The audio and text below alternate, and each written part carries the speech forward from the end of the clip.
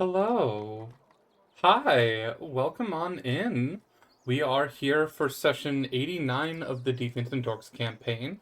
I hope you're all having a good day. I hope you're all having a fun time. And I think... Crow could not make it this session, but he gave the all clear to continue without him. But I think without further ado, we'll pop in with the party and see how they're doing. Hello. Hi. Hello. Meow, meow, meow, meow, meow, meow. Hi. Welcome all in. We are here. Oh my god, we are here for session 89 of the Deviants and Dorks campaign. Whoa. Sorry. Whoa. Whoa. Give me a second. I'm using an espresso machine. Oh my god. Wait, what happened? I didn't hear it. I just heard a very loud mechanical whirring in the background. Yeah, I'm in the shop right Yeah. now. Oh my god. Anyways, Working on the beamer. I feel welcome. like everything's so quiet. I don't know why. Welcome on into session 89. How are y'all doing? Do you guys have any streams, shout outs, projects, anything you want to say Ooh. before session? Oh, I changed my name. I Yes. finally did it. Yes. And I'm planning on streaming tonight. Hell yeah. All goes well. Fuck, I might have the time to stream tomorrow morning because I don't work till 1 p.m. tomorrow. Ooh. Ooh. Hell Day yeah. stream. Day stream. Stream. I was gonna say, Zoe, I updated all your stuff. I don't have your character portrait pulled up yet, but I will be pulling that up soon. Okay. Oh, Yippee! that's okay. That's why it feels like there's so few of us here. Daisy's straight up not up there. Okay. Oh, yeah, not yet. Yeah. But Also, for I mean- stream, I will be I do look different than what my portrait is. Just be aware. we will get there. But anything else? Anybody else have anything they want to shout out? Projects, things going on? Fun. I want to like... shout out my cat, who is the softest. Hell yeah. She's so soft. Oh. Hell yeah. Ooh, this dries so I fast. bought a Hatsune Miku figurine. Fuck yeah. Yeah, we saw. Fuck yeah. That's very I important. got my first paycheck. Hell yeah. Whoa! I The first of many. I don't know. I would like to shout out Lone's cat, Mirren, a wonderful, fluffy, little angel. But She's just a The baby. devil from the Bible. she's just a baby. But, anyways, I think, without further ado, we can pop in. Start the session. Oh yeah. Yay! Last session, the party went to therapy. Had a group therapy session before then having individual one-on-one sessions with Donna. And then Conclusion: none of us are okay. yep.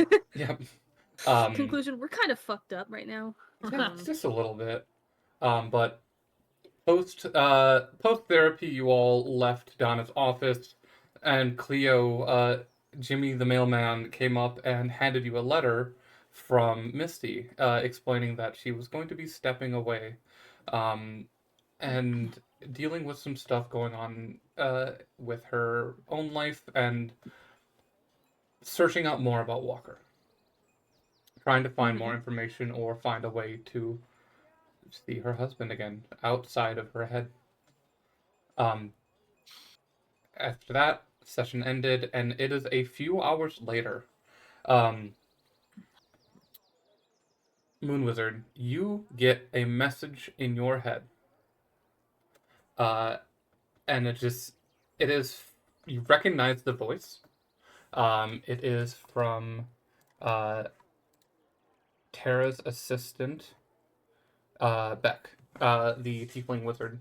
And you just hear Beck's voice in your head, and it says this, hello, can you gather your party and meet us over in Freak Swords? We are having a War Council meeting. My eyes bug out of my head. Your input would be greatly appreciated. I think really hard. Okay. Nice. Short and you have 25 words to respond. You just say okay. Yeah, it's short and sweet. Yeah, I'm an old fuck. Of course, I would say okay with a period at the end. Oh, that's the worst. Oh my god, I hate that. I hate that. Don't ever put a period. No, it's all spelled out, so it's OKAY and a period. Ah, Aw, dude, that's the worst. that's the worst. Do you gather your party? Of course. No, I'm gonna go by myself. What do you? Yes, I gather my party. Okay, I didn't know if you wanted to roleplay it or not. No.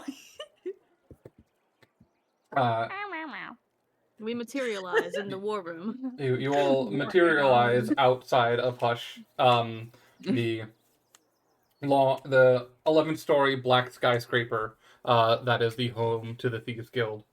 And Beck is standing outside waiting with you all. Waiting for you. She takes you up to the 9th floor, in which the doors open, and you have all been on this floor once before. This was the conference room, where the last time you were here, your party had a bit of a fight with each other.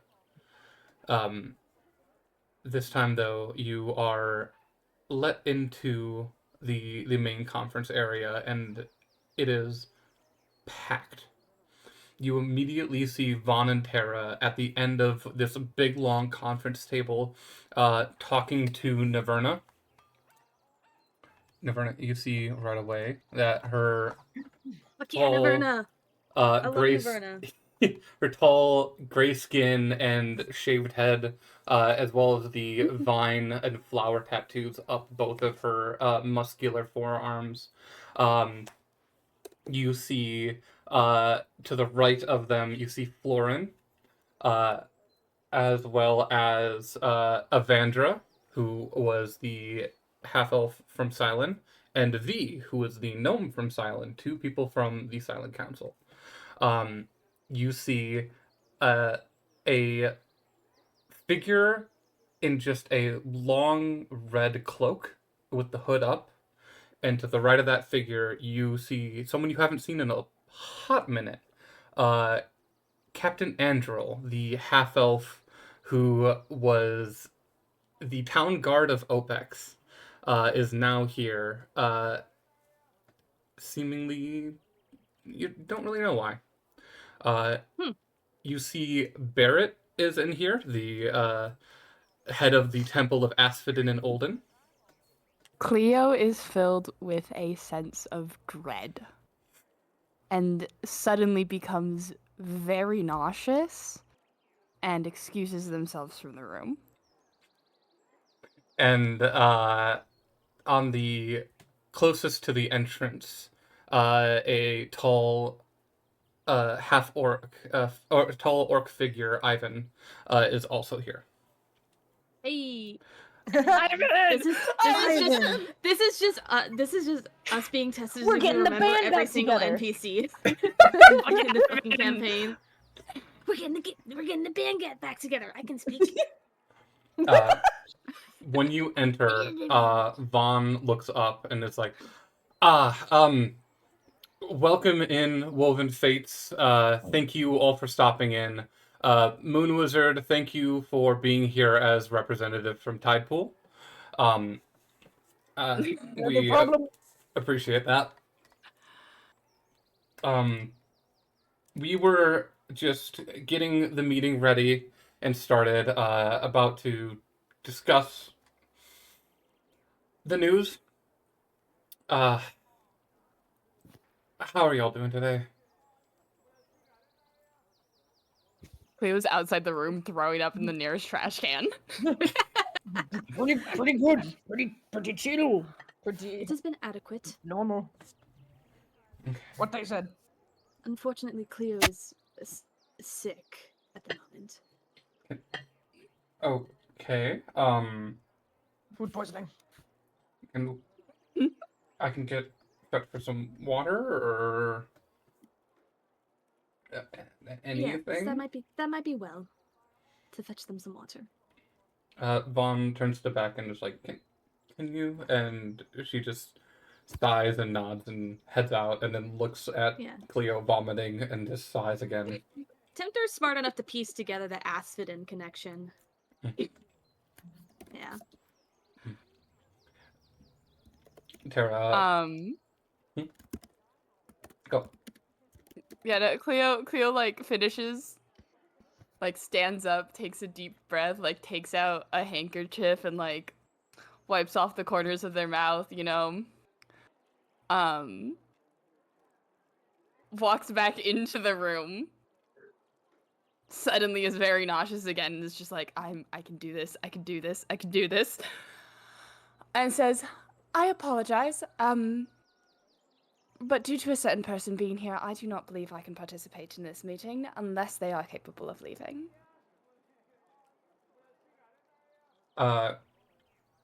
The all the members of the council kind of look around at each other, and Tara just looks back and is like, I'm sorry. I apologize. But is he a paladin or a cleric? I can't remember. He He's a is paladin. a cleric, I believe. Fuck. Okay. I also thought he was a paladin. The cleric of a certain war god. He looks up to you and immediately is like, hello, I don't believe we are acquainted.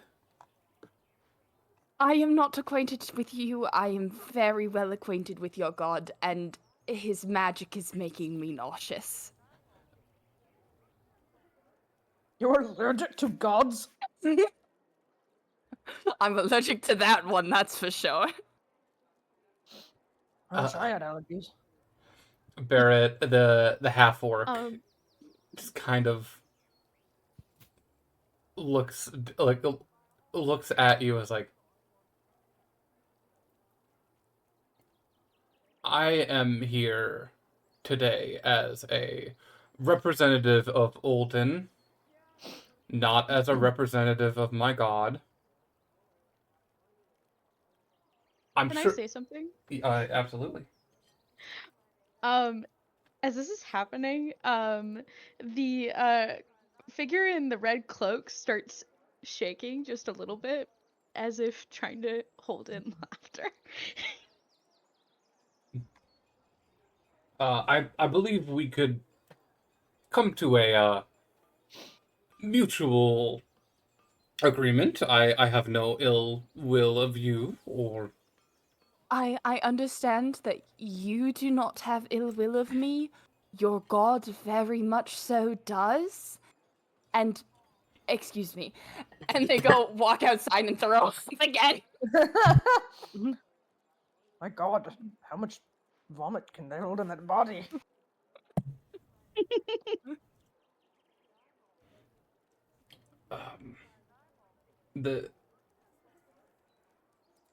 This is the issue with this NPC is I can never remember if it's Barrett or Derek. It's Baron. That's not his name. Barrett with a D. Wait, no, T. Barrett. I'm gonna start calling them both Eric. Barrett. Eric, one with a C and one with a K. God damn it. Hey, it's your fault for naming him that. Listen, I did it on purpose. Yeah, live with the consequences. I am.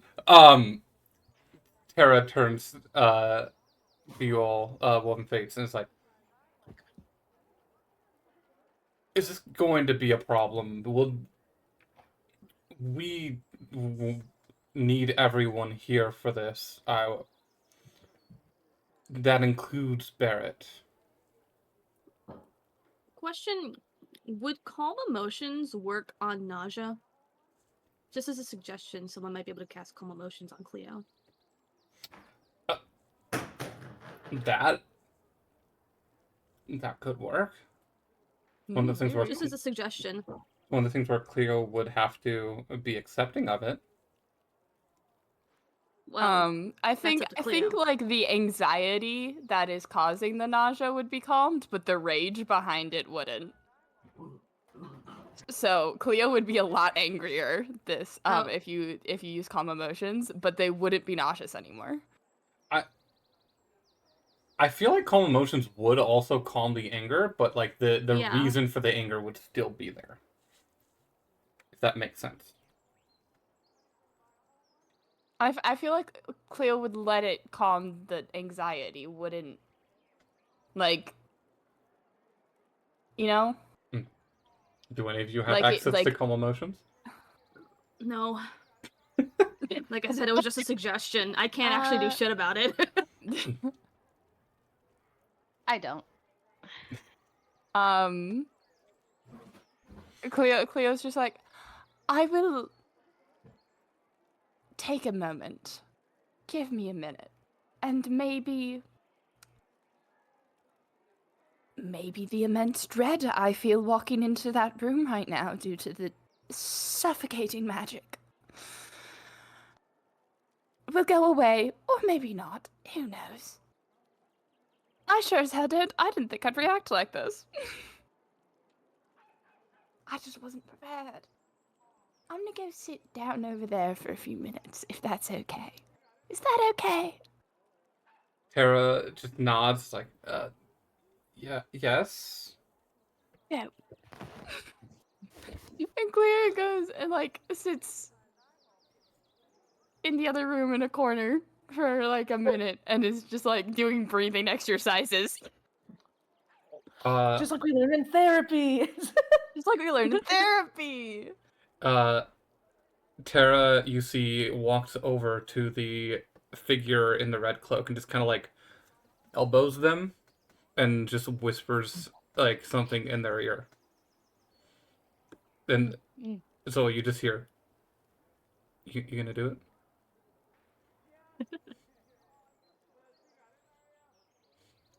You know, it seems like they're having fun. Yeah, but don't you want to go have fun with them? It's really fucking hot under here. Oh my god! And Daisy takes off her cloak. Huh? Yeah. For those seeing her, she's wearing this really long red cloak. She just sheds it to the ground. She's wearing her normal armor, but it is heavily stained with blood. She does in fact have another head belt again. She's got like these spiky earrings, just pinned into her bunny ears, and her once not shoulder length, but just below the shoulder length blonde hair is now raveled into these very extremely long braids that go from her normal white hair to a deep gradient red to the bottom. Wow. She's got a few new scars on her, and she has the beginnings of a little bit of crow's feet in her eyes, just a small bit. Nice. What's up, guys? What's up? Tempter's absolutely taken aback. Was not expecting Daisy to be here. Hi. Oh! Points. Daisy. Yeah. And Tempter's gonna like Daisy. run up to Daisy and like be level with her and says, "What happened? How are you back so soon?" This is highly offensive for you to get down to my height. I'm kidding. I love you. And Daisy's just gonna give Temper a gigantic hug. Sorry, And Tempter's gonna reciprocate that as well. it's been a while. A lot of things. A lot of things have happened. A lot of great things. Oh, she also has this really cool sort of moth necklace of a rosy maple moth around her neck. Just another little note. Fancy. Yeah, I've just been hanging in the Feywild. I'm glad you're okay. The minute I heard you were okay, well, I had some shit to do, so I finally went to go do that shit. That's all I'll say for now, because there's a lot of people in this room I don't know. Well, I know, but Right. It's don't know It's good one to on see you, personal Daisy. level. It's good to see you too. How you been? better. I've been That's better. her. Oh, it's been like a year now, right? No. God's no. Wait. What are you talking about? Oh, It's been around a month. right. Yeah, time works a little differently. I forget that. And like Tempter's like really right in your face and it's just go, is that why you have crow's feet now? I have crow's feet? Yes, right there. Yeah, right there. And you point like real close. She wipes points she to wipes it away. It's actually just dirt that have been permanently creased from her smiling so much. She's like, "Oh, sorry. your hair no, is- no, not that old." And your hair is much longer than when it was. And red as well. Well, my hair grows a lot faster than a normal person. And you, I'm not normal. So, I'm aware of that. so I'm really sorry. Yeah, she looks down at her belt. I'm working on it, okay? Daisy. We've talked about this. Things are different in the Feywild, okay? These are things that you need to make sure are dead. Still displaying them? I don't know. I'll get rid of them later. Daisy just like right. Just like gets reprimanded immediately by Tempter. Canonically, Um, Tempter is the only thing keeping Daisy from going absolutely batshit. Wants to be Cleo, thankful but will disappoint Tempter. Cleo walks in around this time. They walk into the room and they stop for a moment and take like a deep breath, and you can tell that they're shaking a little bit. And they walk over to you all and they're just like, oh, hello. I don't believe we've met before. You seem to be friendly with Moon Wizard and Tempter, though. Stop! I'm Daisy. Cleo. A pleasure to meet you, Daisy. I'm Cleo.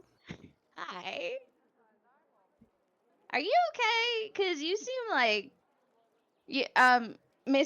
Daisy's just gonna go into one of her pockets and pull something out. It's a little leaf. You need to chew on this. Cleo looks at it and looks up to you and she's like, are those drugs? No, it's basil. Okay.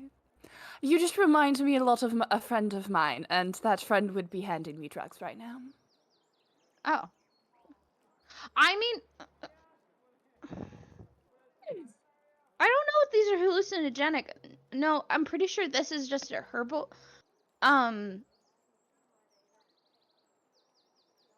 If you're looking for drugs, I would go to Prar or Moon Wizard.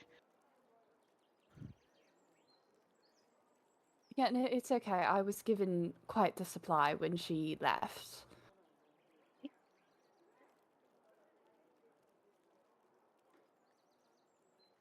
Why do you have a gigantic veil on?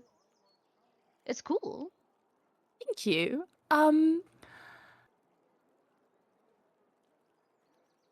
It's Are you- because Are you like in mourning or something? Are you like a... Did someone die? Yes and no. Okay. Moon Lizard! Daisy. I love Daisy. I'm outside. She's like, I'm awkward. What? I don't know this person. Lone stepped outside for a minute. I'm outside Ah! right now. Great Dog had time. to go outside, so I brought you with me. Oh. Can you hear the wind? Wind. Oh my god. Quind. Quind. Wind. Uh, Daisy, I when just for did you imagine arrive that's back in the sound Lightport? of. What? Sorry. When did you arrive back in Lightport? Oh, this morning. Just- I see. Was it a morning? It might have been this morning. It is. Eh. It is morning still. Yep. I am glad you are here nonetheless. I'm glad you're alive. So am I. Oh yes, that was.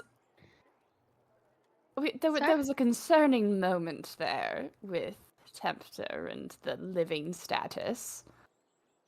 Yeah. Tempter, don't ever do that Yes. again. I did not intend to do it the first time. Yeah. Well, if anyone's No gonna one kill you, intends it's to gonna die be the me. first Okay. time. Is that a threat? No. That is a little That's bit a more like a promise. Oh dear. Only if you go evil or something. That's the only time. Or if someone's controlling your body, and then I have to and then I just bring you back from the dead. Right. Well, let us Or hope I that does fireball not you by happen. accident. Again. Again. Yeah. Again. How many times have you done it thus far? At least 3, I believe. I think 3, maybe 4. Perhaps. No, I think the 4th was in one of my nightmares. Or was that the 5th? I don't know. You get At lit on least- fire a It lot. has been at least 3, Daisy. That's a concerning amount of times. Don't worry, I've gotten a handle on it a lot more. Oh, have you? Yeah. That is wonderful, Daisy.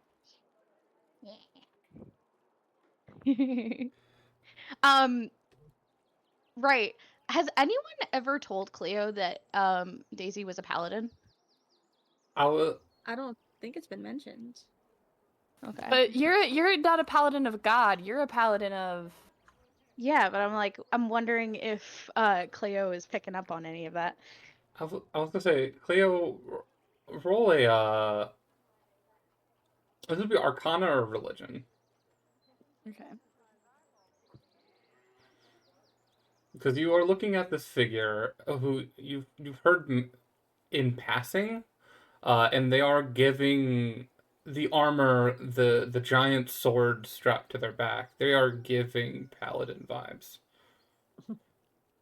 Okay, that's a 16 on the dice, plus 12, 28. Mhm. Damn. Yeah, you immediately are looking at the figure and like, this is giving paladin. But then, the longer you look at this figure, you are not getting that distinct, Icky feeling. yeah, that distinct, strong, sticky feeling of divinity that you've grown to be used to. You are instead getting a extremely strong Fey vibe from this person. You're Fae, aren't you? Technically not born there, but I'm essentially well, in a way I was kind of born there. Yes, sorry. I ramble a lot. Oh no, you're okay. You're just you're the Fae paladin. So I was put off for a brief moment. You confused me until I realized what you are. What am I? She gives you a silly A face. vampire.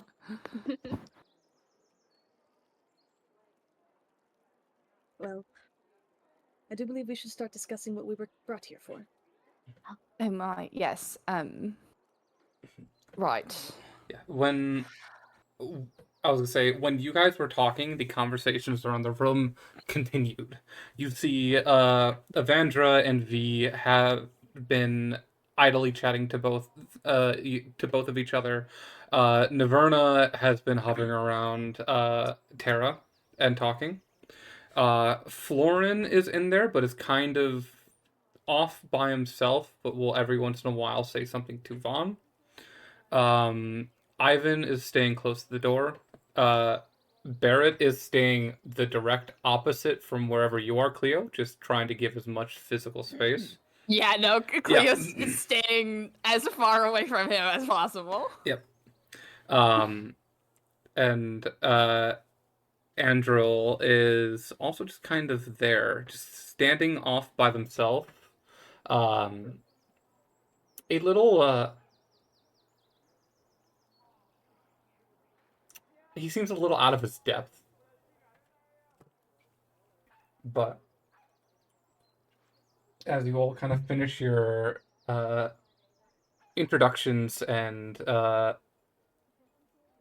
catch-ups, Tara looks up from her conversation with Naverna and to you as like, it is. I see you have all met our representative from the Feywild, who is going to be here for this war meeting.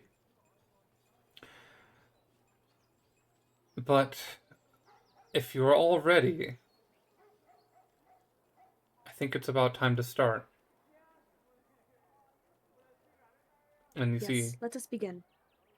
the room grows silent, and all kind of look around each other. Vaughn stands up and is like, we'll go from location to location discussing important news that should be brought to everyone's attention. The efforts made by each of us as a group and as individuals towards the upcoming war.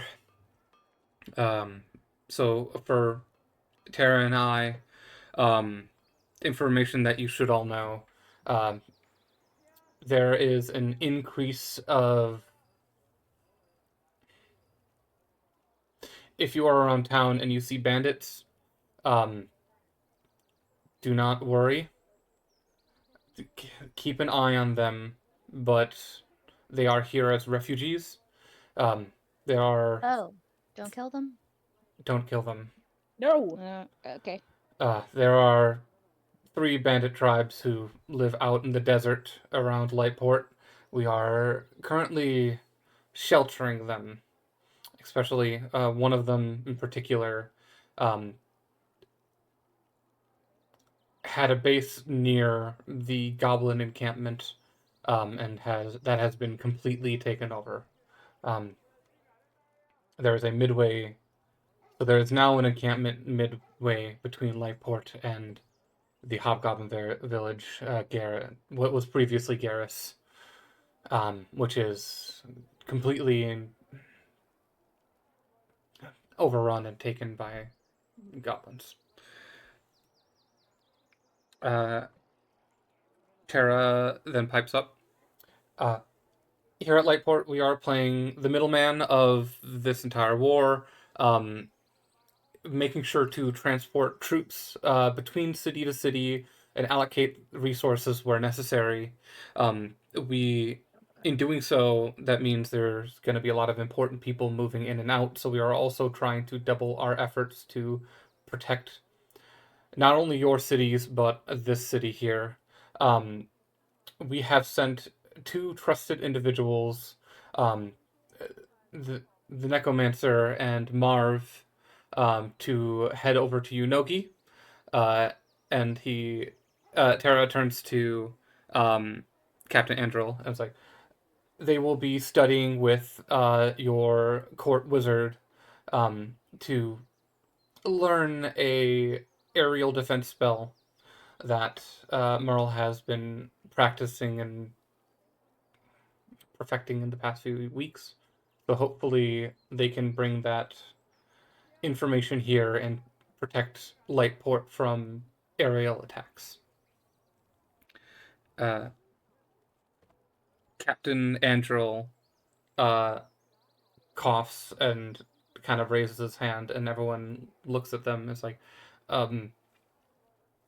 speaking of air defense, I would like to inform you all that at Unogi we have been seeing an increase of scouts coming from the direction of Garrus. They are a troop of flying manticore riders. Oh, that is horrifying. Kind of fucking awesome. Mostly flown by hobgoblins. Didn't I fight one of those? Wait, no, didn't I try and release one of those? I think I released one of those. You Or guys, was that a different? you guys killed a manticore in Unogi. Oh, I'm thinking of the one time where we were on a train, and there were flying people, and I was like, "Hey, You mean the first ever combat? yeah." Sorry, I got a good memory, but also a very bad memory. I remember killer things. I just remember that as one of the coolest things that I've done. But I also don't remember it correctly sometimes. But that is so far all I have to report about Unogi, other than the the aerial defense that Merle perfected and is teaching the wizards, mages of Lightport. That is all. Next up, and also you guys feel free to interject whenever in this if you have something I to will. say. A point, yeah, feel free. You know Daisy. Daisy interjects on everyone's conversations. Mhm. She is autism Cleo will incarnate. also interject when Mhm, they when they feel like it. Same with Tempter. Avandra raises her hand. This is the young half elf who was part of the Silent Council, as well as V also stands up. The gnome also from the Silent Council, and Avandra starts. It's like, I have been here in Lightport for a bit, talking to Vaughn and Tara about plans and what we at Silent can do. We currently are we are currently moving a group of hunters from Silent to Lightport. It is we have roughly 30 in numbers, led by Council Member Revok. They are going to be making a brief stop to grab supplies and then head over to Olden to help on the defense front there. V pipes in too, is like,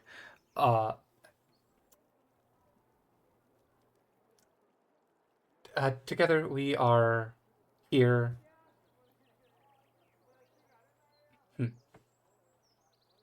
Brain fart. Sorry. It's like, oh, okay. V is like, we are sending troops there because of the increase of number of opponents, and Barrett stands up and raises his hand. He just doesn't even look in your direction, Cleo.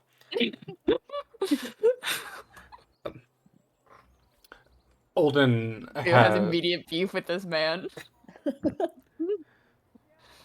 Olden has been on the front line of this war long before it has started. Our people have been berated by attacks by these goblins and hobgoblins for years. It's good to know that you all finally decided to help out. Um, an update, and he turns to you guys. Cleo scoffs a little bit.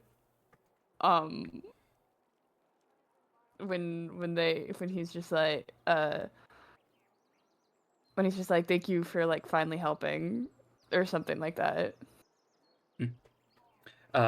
Barrett turns to you all, the Woven Fates, and is like, when the Woven Fates stopped by Olden to seek our aid, they helped us out. We had two defensive positions between Olden and Garrus. There is Fort Monthril and Fort Apex. Fort Monthril had been captured, but with the help of the Woven Fates, we were able to regain that defensive position. It has been a back and forth battle to keep that position, but in the meantime, while focusing our defenses there, Fort Apex has been captured. Our troops there were killed, and there is currently a large encampment, larger than what we had faced previously at Fort Monthril, that is holding the position, and their encampment is growing by the day. We have been requesting aid from the other cities because it seems that there is going to be a full-on assault to Olden soon. We appreciate the troops from Stylin and also from Flintstone, and he turns to Naverna, who then stands up. Naverna stands and is like, we are sending Borodiers to protect both Olden and Lightport, 30 troops to each city. One to hold the lines on the main battlefield, and one to hold down the fort. We will do everything we can to also supply as much food, weaponry, and both metal and flint needed for production of weapons, both martial and in the artillery variety. We are doing the best we can.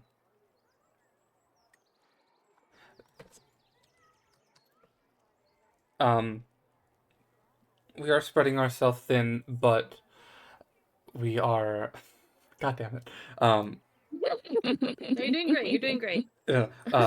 No, I'm laughing at the fucking flint and steel jokes in the VC chat. Fucking hell! I've not been tapped into Discord. I've been absorbing and documenting all the information you're saying. Thank you.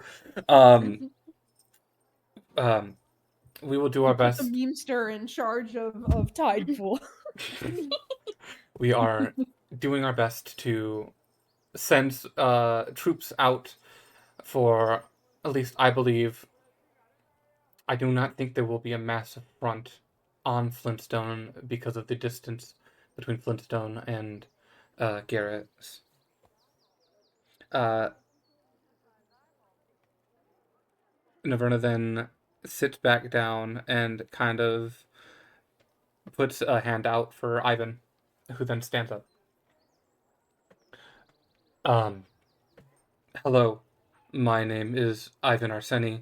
I am the representative of the New Beginnings Council, and I am here.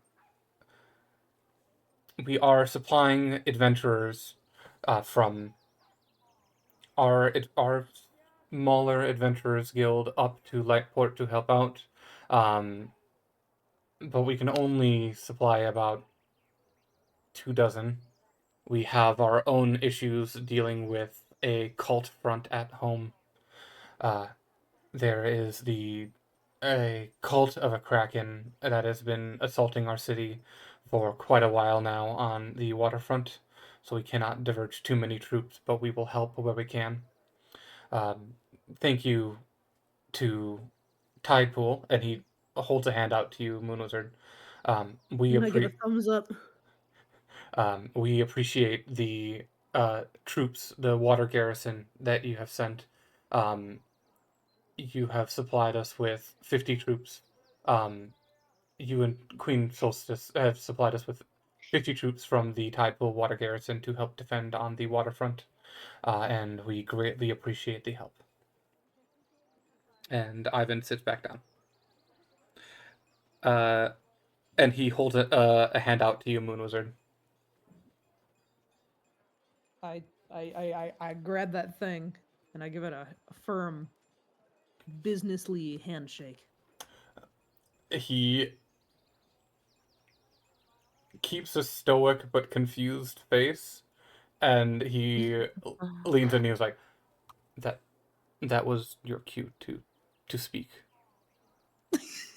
Oh, okay. I am the one who misinterpreted this gesture. You said hold a hand out to me, and I'm like, do I take this? He was giving you romantic. What's a romantic gesture? He was giving you the floor to speak of Tidepool and the information needed to be given. Okay. Excellent, awesome. So, I'm going to be quite honest.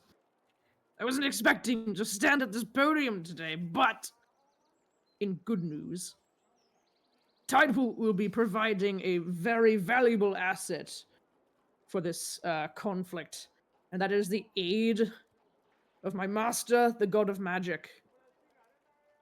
And I have valuable information regarding this dark dragon. When you say this, a number of heads turn. You see Vaughn and Tara immediately, like a look of shock in Vaughn's eyes, and Tara just like full on face palms. Naverna raises an eyebrow. She was one who was in on this information, but you see Captain Andrel, Captain Andrel, Avandra, V, and Ivan all kind of turn and stare, like mouth agape at that news. Cleo's head is in their hands. I have like a vivid image of a meme in my mind. And is it like the Shinji in the chair one? Yeah, that one.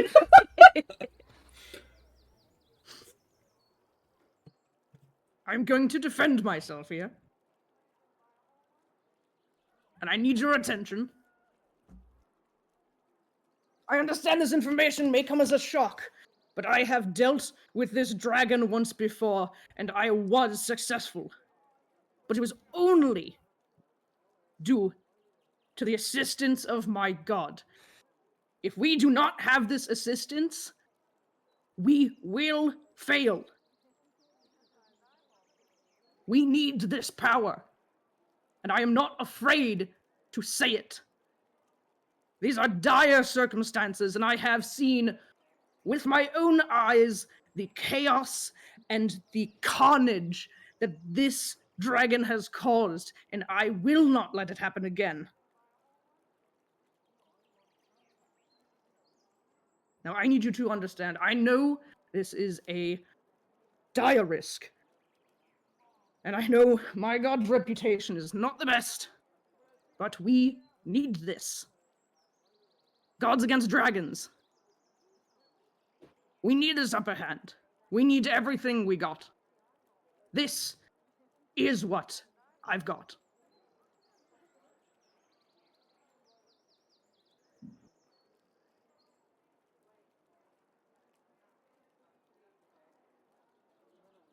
The room is a stunned silence as a majority of this group take in the information that you just shared. And you see Captain Angel just raises a hand, and Tara looks at them as like, yes, Captain. And Angel just like, we're fighting a dragon? And like everyone in the room just stares and turns at them.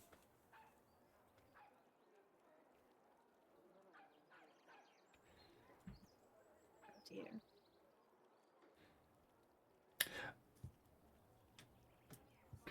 Barrett immediately stands up and is like,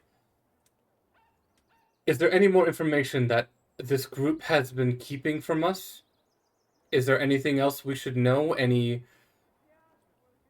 greater truths that have not been shared with everyone?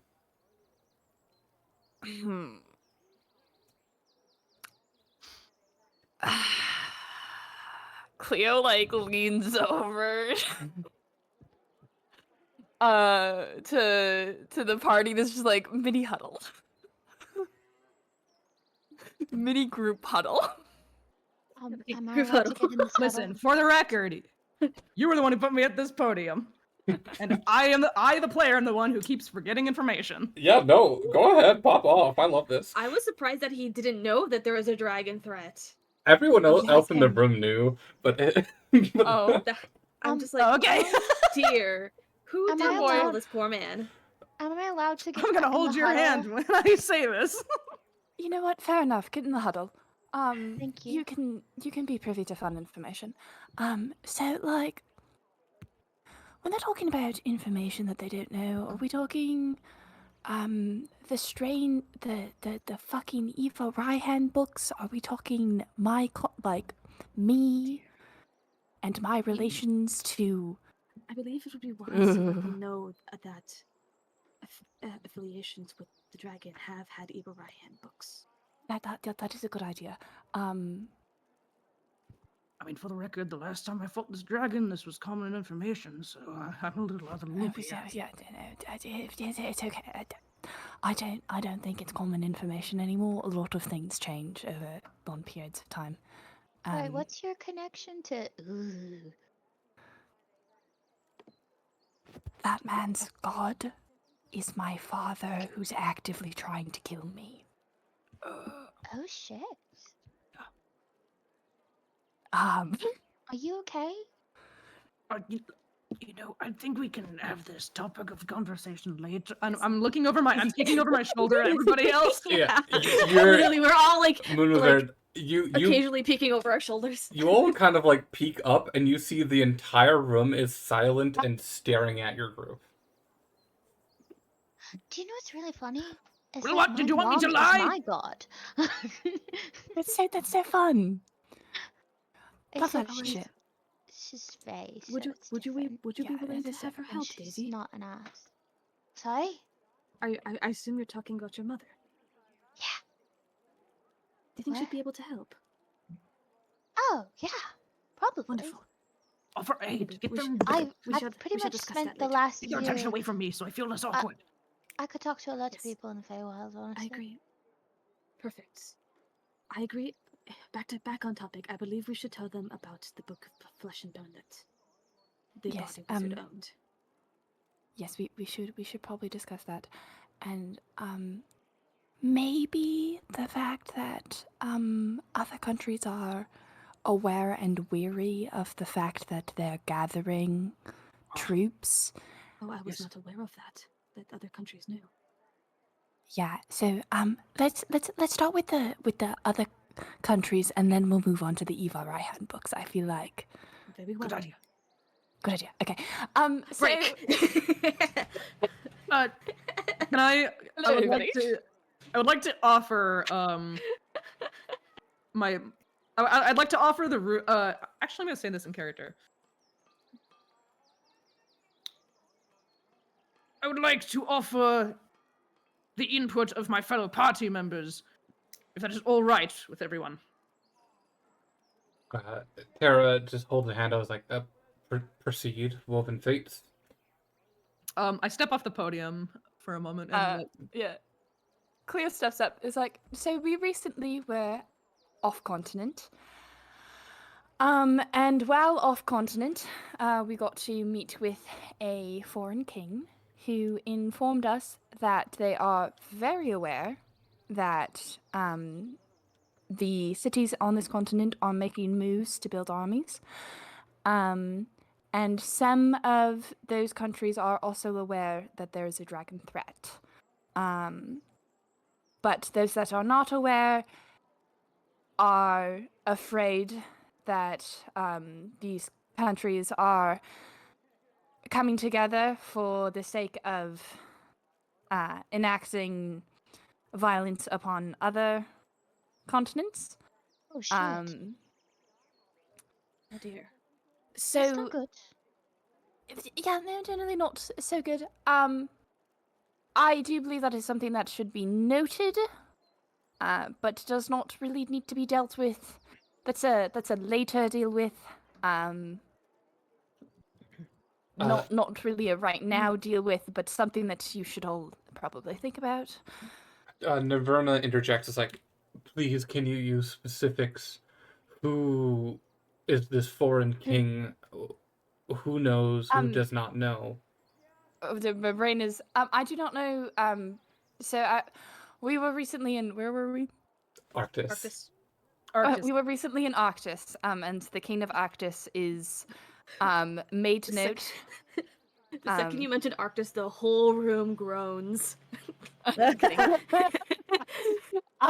The king of Arctis is made it very clear to us that they were aware of the movements, and the king of Arctis is now aware of the dragon.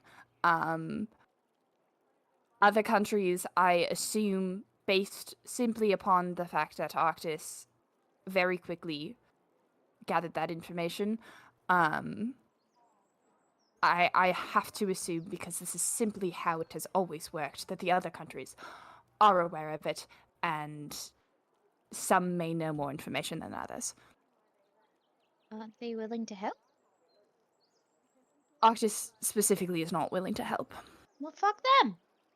Yes. I don't know what an Arctis is. What is Arctis? Another Arctis country. is... yes, it's another country, a very magically be- charged, full of assholes. Oh, like the very wild. It isn't the most progressive country. to No, say it's the least. not. When you say full of assholes,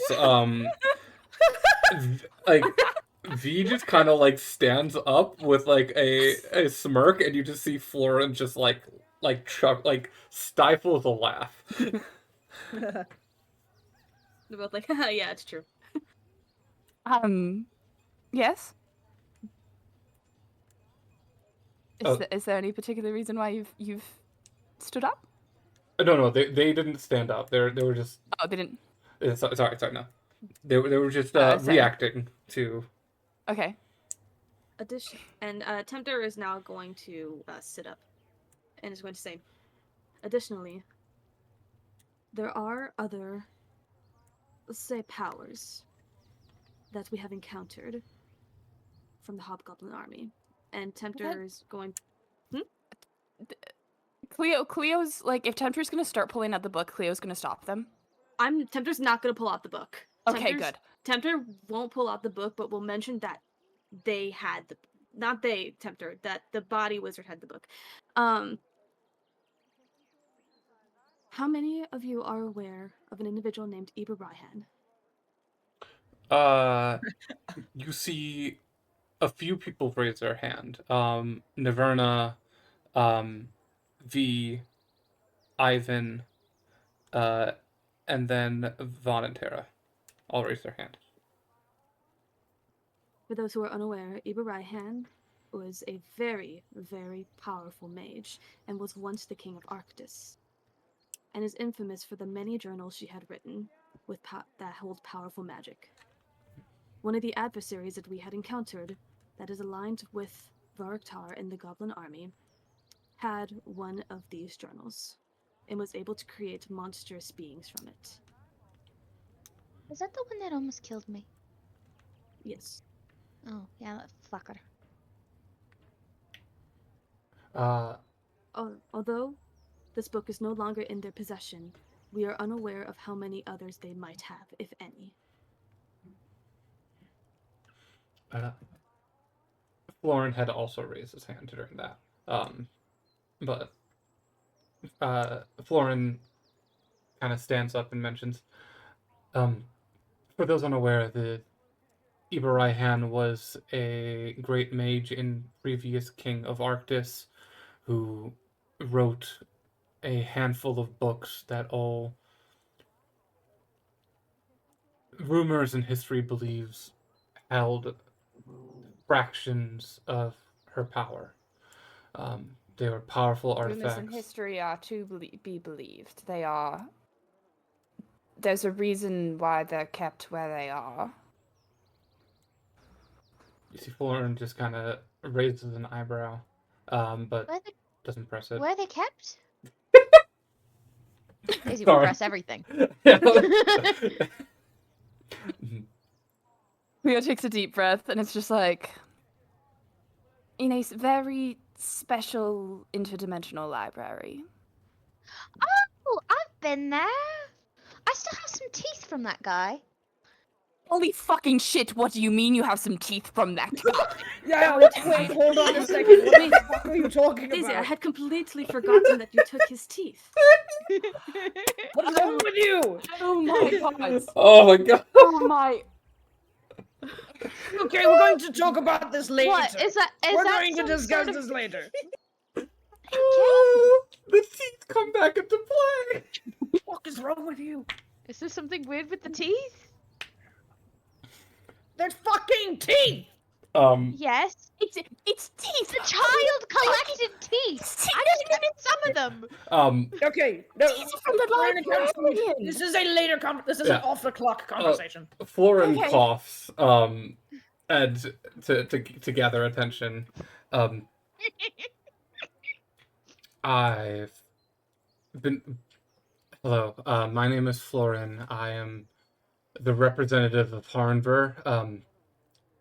I have been kind of waiting for the right time to tell this, and you see he looks to you all and then looks to Vaughn. I have been waiting for the right time to bring this up, but when it comes to information the entire group here is not aware of, this is important. I am the representative of Harnver because there is currently 3 living survivors of Harnver. The rest of the town got wiped out by an elder Ublex, which posed as the town for the past 5 years. With the aid of the Woven Fate and my son, the creature had been defeated, but Harnver does not have any soldiers to give to the front. But the few standing will help how we can. I am here and will be putting my magic to help in both the defense of the city and the offense against the war, and my good friend Marv is currently studying under Merle in Unogi to learn the aerial barrier spell. But we ask that the information not go out to the public yet. At least until after the war. And you see the room is just quiet. All just kind of taking the information in. But Florin holds a hand back out to you, to the Woven Fates, and it's like, I apologize if I was interrupting. I just thought I would get that piece of important information out. And he sits down. You No, are you're quite okay? all right. You're fine. I'm the queen of interrupting. It's a problem. I'm sorry. I'm working on it. Have all the fronts been accounted for? No. And like Tendra's like scanning the room to see like, is there any other area or section or city or person who is not talked besides Daisy? Because I know Daisy has to talk. Angel, Ivan, Rosie talked. Barrett talked. I think everyone's talked. The floor can go to Daisy. Floor to me. Mhm. Hi, everyone. I'm Daisy. Hello, Daisy. I'm a paladin and a warlock. And, a little bit dense. I'm not really sure how I can help other than hitting things. But I do have a lot of friends in the Feywild. And I think they could help. You know, my mom's an archfey, and I'm friends with more archfeys, and then I'm indebted to another archfey, and well, not indebted, but I work for. I'm under their wing. Sorry. What were we talking about? Aiding I in the love war. Daisy. Like I Tendra's miss- kind of looking I at you miss like, Daisy. come on, Daisy. Come on, Daisy. You got this. Like, you're good, Um, Daisy. Well, I've spent about just over a year-ish, I think, in the Feywild, gaining allies to help me, take down, um, uh, the Heart Queen. But I'm pretty sure, they could help in this. I'd have to ask them though. I'm sure they'd be down. I've made good friends with the butterfly, so you know maybe she'll be able to help with aerial support. Maybe I'll have to ask her. You came to this very well prepared. I was Uh, prepared. Tendra's gonna lean to Cleo and say, I usually do the political talking. Yeah, no, I can tell. Wait, I have a passive 16 perception. Did I hear that?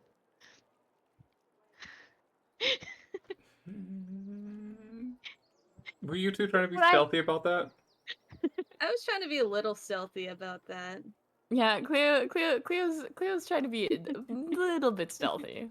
I Just a smidgen. here's the issue. Like, I would say you missed it just because neither of them like Show a mouth. show a mouth. Yes.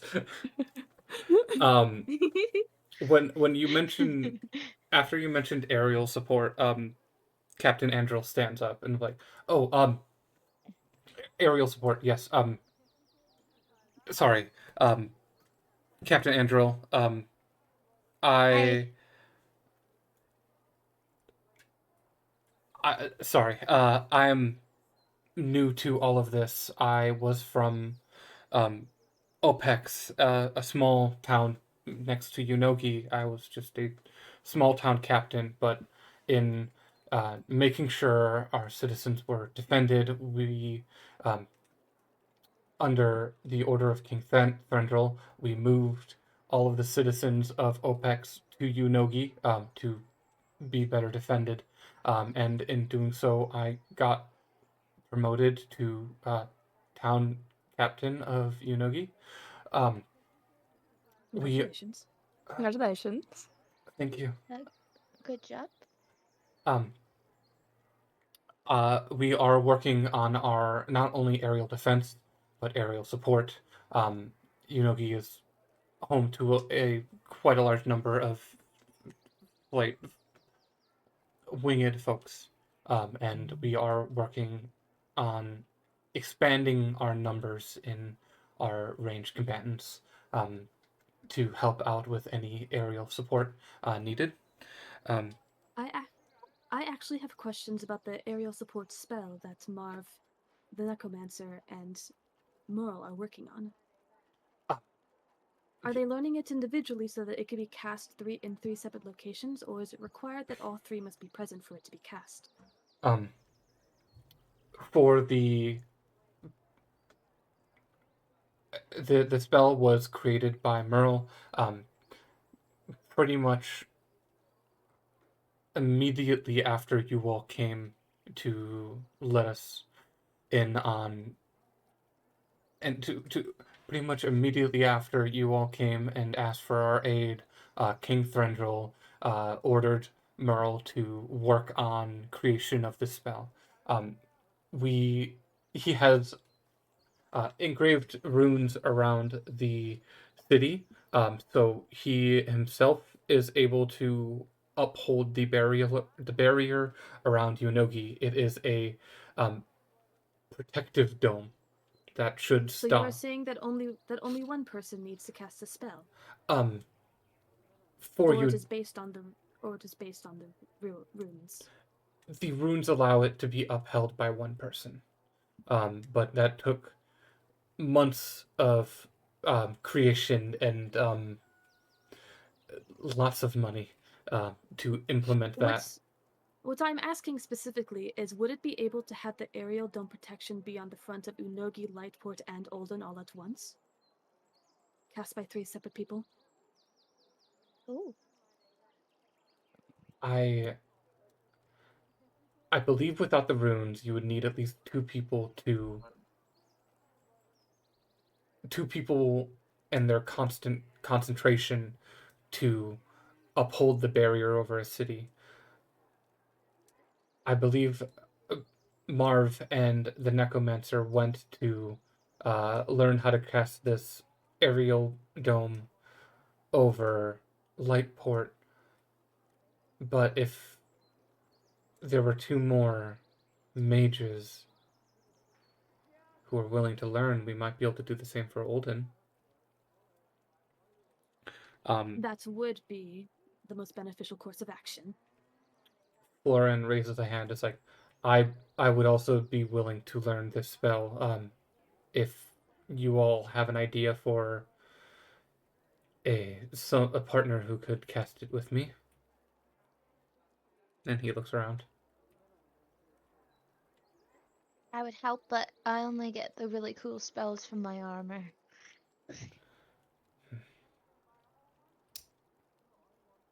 Olive, Yes.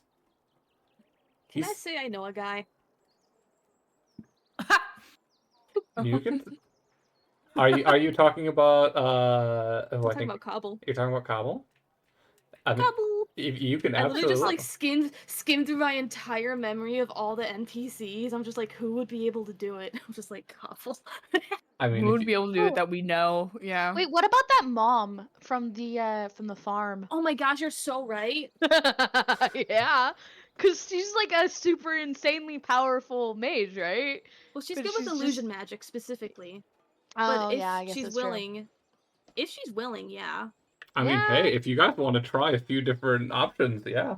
But yeah, I'm just you can saying, you you can know. absolutely give you can I Call in our allies. yeah. I clocked that mystery so fast. You did. You really did. I like scarecrows. Okay. Doesn't she also live really close to Olden as well? Yeah, it's the town over from Olden. Yeah. Okay. So we now have we have two candidates in mind at the moment.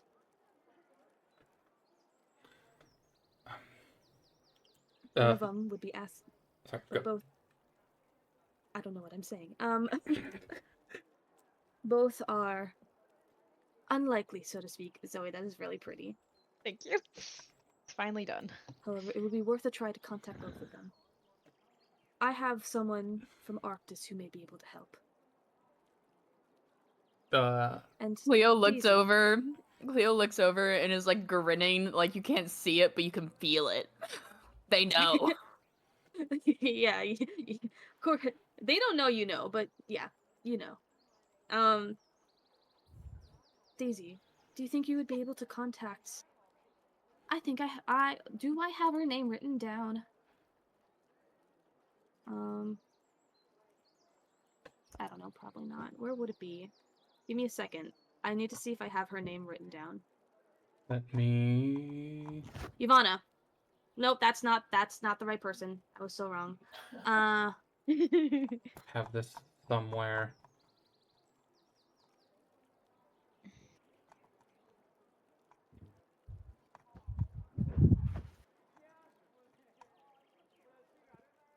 Because I have my NPCs from New Beginnings, and then all of a sudden it's NPCs from Olden. I'm just like, okay, so. Because I don't put them in. I put them in based on the order I meet them in.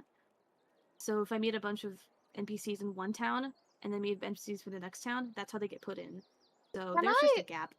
Can I roll, like, can we all roll, like, a history check to see if we can remember her name? You see, here's the thing: is I'm also trying to remember her name. Oh no. Wow, we're so good at this. I'm sorry, you all remembered a minor minor character, half villain from 20 sessions ago. I'm I'm sorry. leaving the notes and going to the journal because it might be in the journal because I swore I wrote her name down somewhere and I think it's Hear me out. in the journal. Yavanna This worked at running- Silent. Yeah. This is a genuinely really funny occurrence because for the longest time with Misty, I didn't have to remember anything. The minute I bring in Daisy, I'm just like, "Oh yeah, the first session we had a fight." Remembered that. The mother from that one town with the scarecrows, remember her. Yeah. Hold on. Wait. Wesley. Her name is Wesley. Wesley, yes. Yes, I Because remember because I went to was the journal. confused. She wasn't in the notes, but she was in the journal. Anyways, so I'm so When we- sorry. I just derailed a little bit. No, thank No, you that's for perfect. remembering. I remember when I heard her name was Wesley, I was very confused because I've only ever heard Wesley as a very masculine name. So I kept thinking that I was talking to the dad. Based, honestly. LMAO.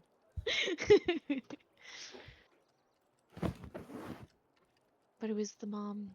I feel like the mom's hot. She's probably hot. She had to be hot.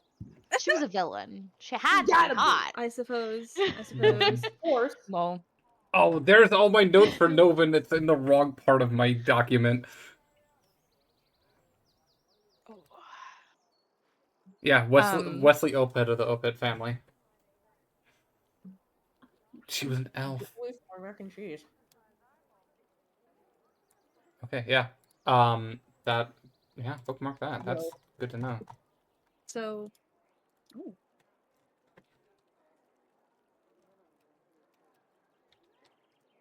So we have 2 candidates in mind at the moment, but we shall be sure to think of more. But I have a contact in Arctis, as well. There's a woman we met in Novin, who was quite efficient, affluent, with magic, and her name is Wesley.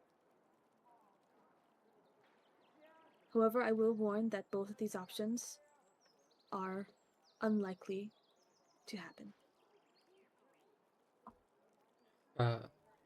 Tara nods. It's like, thank you for bringing those to attention. We will, after this meeting, do what we can to reach out to these individuals and see if we can gain their aid. In the meantime, if anyone else can think of powerful mages that would be willing to help, that would be greatly appreciated. Anyways, I think it's about time to talk about, and then mid-sentence, Moon Wizard, you see a flash of light. Small enough to catch your attention, but not the rooms, and it's coming from your staff. Why am I not fucking surprised? This bitch. Always listening in to my bullshit. You hear in your head, Moon Wizard, Tal's voice. Not audible out to the room, but just in your head. And it says, "We need to talk." Ooh. Am I able to respond, or is it one way?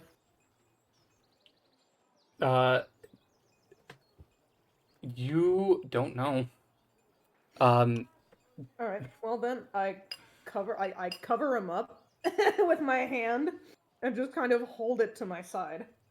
you you uh very in your head you just hear privately, you idiot. I'm such a dick.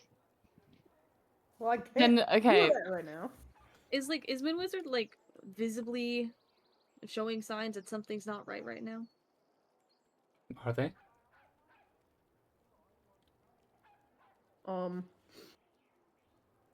Sorry, you caught me in the middle of my macaroni and cheese. Sorry. Because like Tempter oh knows man. that like you have conversations and visions via your staff. So Moon Wizard's trying his very best to not make it look like something's wrong. how good is your very best? I think depending on how privy you are to my behavior, it would be very Moon Wizard would like kind of stiffen, like uncharacteristically stiffen up, and like very obviously nervous about something. Okay. Might I roll a insight check? You know, my infamous insight checks that I roll really high on every single time. I would say you are you've known Moon Wizard for a while. You've seen this happen before.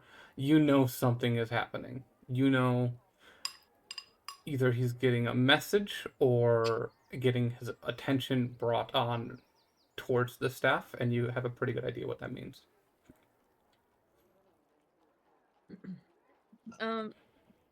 Tempter's gonna walk up to Moon Wizard and like, and like softly say to them, "Do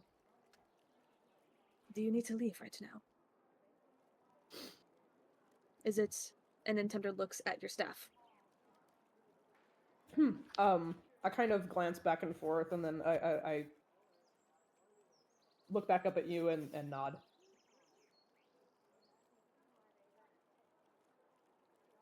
We shall. And Tempter is going to turn to Terra and say, "Is there a private room with no one else in it? Somewhere nearby, somewhere safe." Tara, oh, you say that to Tara, and then Vaughn, like, Or yeah, I should have said it to Vaughn. I forgot we're in Hush. I thought we were in Freak Swords. all good. Vaughn just like, the lobby outside this room should be empty. If not, there is a smaller meeting room just down the hallway. Thank you very much. And Tempter's going to escort Moon Wizard to that smaller meeting room. Did Cleo feel like tallying at all? Like like there's the overwhelming I hate it when dance. tals. The telltale heart. There's like the overwhelming Telltale dab games sense in there, right? You Roll, guys. roll, But like, would they? roll a perception check. Okay. Tally Hall. I hate you guys. I hate you guys so fucking much. Ba, ba, ba, ba, ba, ba, ba, ba, ba, ba, ba. That would be a 19. Okay. You see Tempter and Moon Wizard talking, and then you kind of like look over, glance, see that happen, then you turn back, and then you, after realizing that those two are whispering together, you then pick up on just a faint hint of divinity. It is there, and it is trying to keep itself concealed.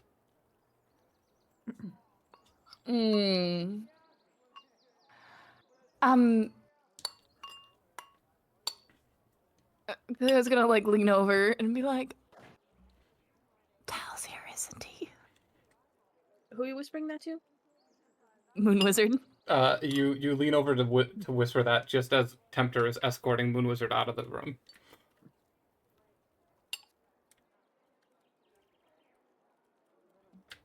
But you Does Tempter hear Cleo say this? actually, yeah, no. I'll say you whisper that to Tempter right as Tempter's about to leave. Tempter's gonna turn back and just nod their head, but not say anything. And then continue walking out. Joyous. Bro, I know this is fiction and it's just a game. It's just a stupid little roleplay game that we're playing together, but I'm fucking scared. Continue the scene because I'm gonna. I feel like I'm getting scolded by my mom. Tempter, taking you to the principal's office. Fair. Tempter, you lead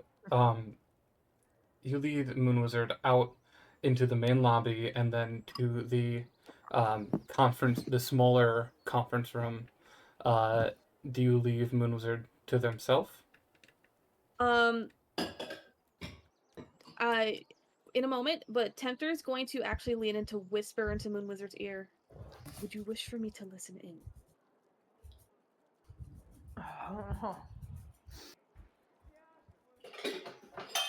Oh, I don't know. I don't want him to like. I won't be in the room, but I can listen in. He can probably hear you right now. Well, that's why I'm whispering in your ear. That is why I am whispering in your ear. I'm totally whispering. I silently nod. Tempter nods back and lets you go into the room. Moon Wizard, you head into this conference hall, and the staff floats out of your grip. And oh no. Sorry, as the door shuts, Tempter is immediately going to what's it called? Consult the spirit. No, that's not what it's called. That's not consult the spirits. Is it? No. I forgot what it's called. I'm using my special ability. Augury. I forgot I was able to learn scrying. Yeah. Wait, no, that's not augury. From It is clairvoyance. my trade, It is my spell clairvoyance. trade. Clairvoyance. And Tempter's going to use their clairvoyance ability to place a spirit in the room with Moon Wizard and the staff, and choosing to listen in. Okay. Moon Wizard, the staff floats out of your grip and moves to the center of the room and just stands, points straight up, perfectly still in the middle of the room. And you see the orb that is embedded into the end of your staff flickers on, and you immediately see Tao. Moon Wizard, we have an issue. My computer shit itself. No! Oh, no. Okay. It just went lag and I'm on my phone now. I'm so sorry. What happened? The staff floated to the middle of the room, and an image of Tal appeared on the orb. And Tal looks to you, Moon Wizard. Moon Wizard, we have an issue. What is it?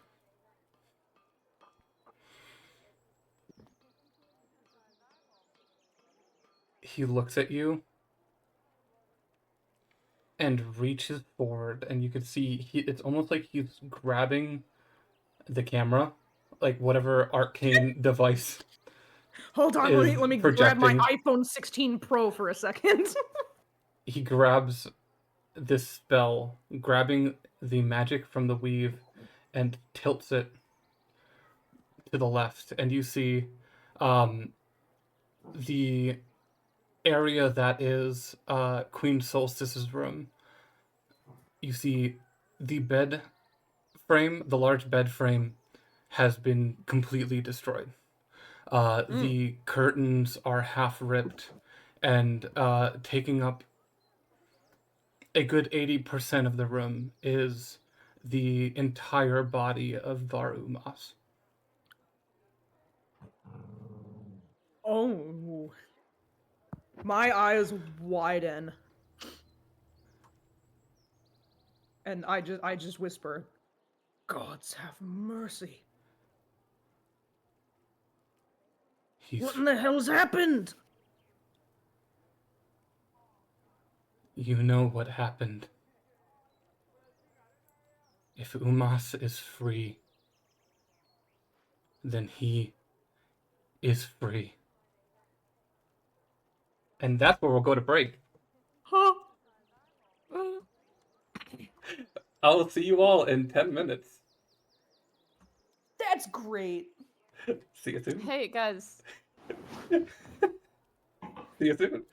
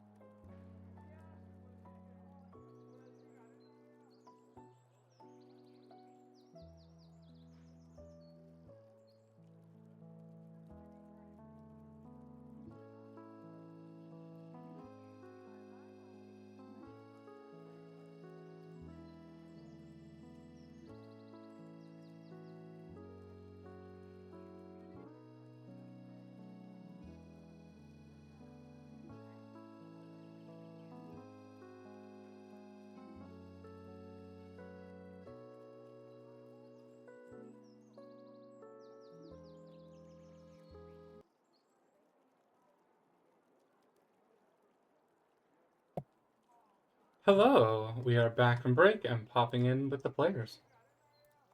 No, this is Hello. Rat Dog. Hello. Hi. Hi. Hello. Hi. Hi. Well, I welcome. have a Hi. baby. Welcome back.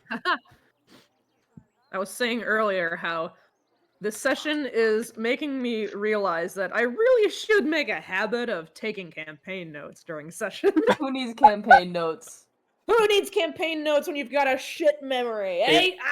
It makes for interesting gameplay. It just took Really? it just took Sorry, do with Misty. Don't take campaign notes. I'd be out of the job. it just took an entire Well, campaign to what's your realize. scribe gonna do? That's why I canonically didn't take a lot of notes with Misty, because she was supposed to have memory problems. So it Yeah. makes sense Hey, for her up not top. to remember shit. Yeah. Old people, whoa! Anyways, Tal looks at you through the projection. Varuktar is free. I go stark white. The tempter outside the room absolutely freezes up when hearing this. Mhm.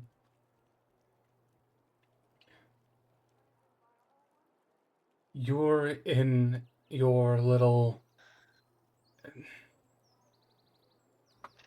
conversation with the leaders, correct? Wait, sorry, can you say that again? You are in conversation with the leaders of the Allied forces, correct? Yes. Yes, we are.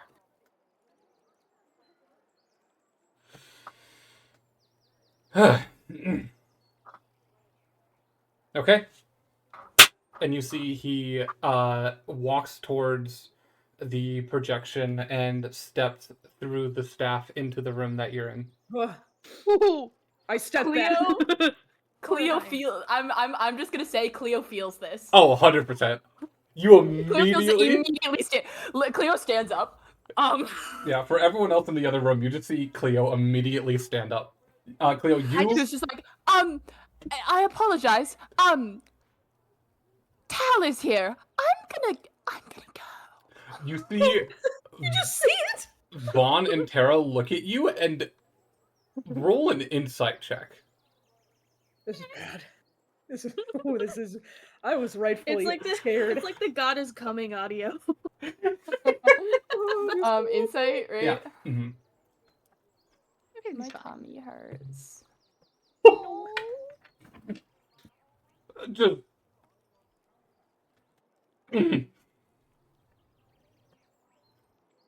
25. Cool. Naverna rolled a 1. You see a pure like a look of pure fear and shock on Naverna's face.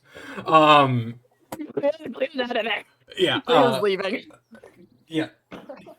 You step out and you see Tempter is in the hall currently. I They're believe. shocked. You can. Yeah. They're just kind of standing outside the door, but like they are like tight, frozen. Tempter darling, are you okay? And Tempter is looking at you, and it says, I believe. "There's been I believe if you're there's using been this. developments." I was gonna say. I Oh. believe if you're using the spell, you would have to switch your hearing back, so you can hear either through your spirit or through you. You can do one or the other. Oh, if it's through the spirit, then Tempter doesn't hear you. Yeah, but you can see. Okay, You can still see and, Cleo. Oh, and Tempter's gonna look towards you. Sorry, I'm eating an M&M. Give me a second. Sorry, M&Ms.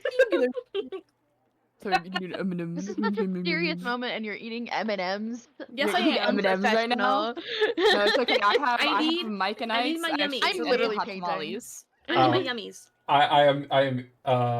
I am eating potato chips right now, so No. Yeah, we're all munching. Mhm. It's Yeah. fine. That's Um, easy.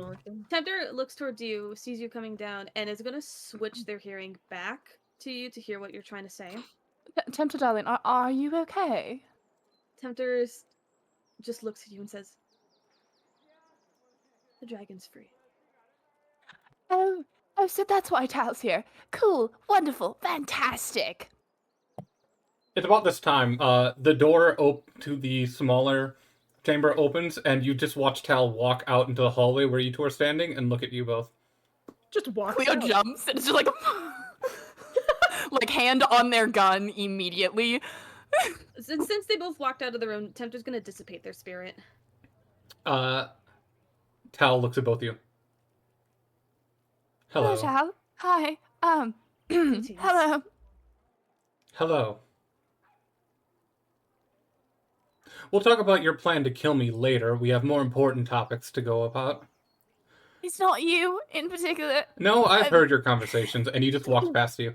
This short, Told you up- motherfuckers, he was listening. up to half your height, like just young boy appearance in swim trunks and these orange koi scales along his, like, peppered along his white pale skin. He just walks right past you and Cleo's into gonna the go other room. like. Cleo's gonna go like, I guess he's already above me. I'm just gonna get back in then. This isn't uncomfortable at all. I'm not suffocating in there already. Guess I'll die. Cleo goes back into the room. Tempter's gonna walk behind Midwizard and Tal and follow them into the room. You watch Tal. So clearly shaken. Yeah. Like, oh, great. Tal walks into the room, and you see everyone in the chamber turns, and he just effortlessly jumps. It's a half jump, half float up onto the table, which then he just struts across until he jumps off the other side and stands on the podium, in which then he has to levitate up a little bit to be taller than the podium. Ah, short ass. Haha. He chooses to look like this. He does choose to look He like this. does. He chooses to be short. I'm gonna bring up. loser. I'm gonna bring up the art that I made again. Yes. Yes. In which Wait, he where's that one meme I made? actually, yeah, send the art and I'll show it on stream because holy shit.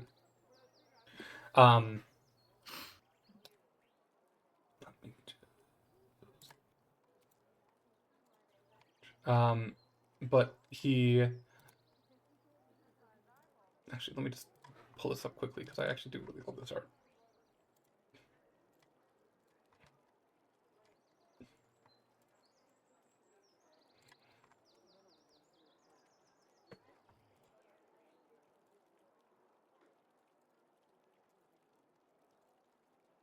Wonderful, wonderful art here. Done by Lone Pylon. Like, Fuck yeah, go lone. Wait, I'm trying to. I have a meme. I have a meme that I made. I have a lot of memes that I've made. the meme. Memes. Is it the one where Tal's given the middle finger? No, it's this one. That's a very good one. I forgot about that one. But Tal Yes. floats to be taller than the podium and overlooks the entire silent room.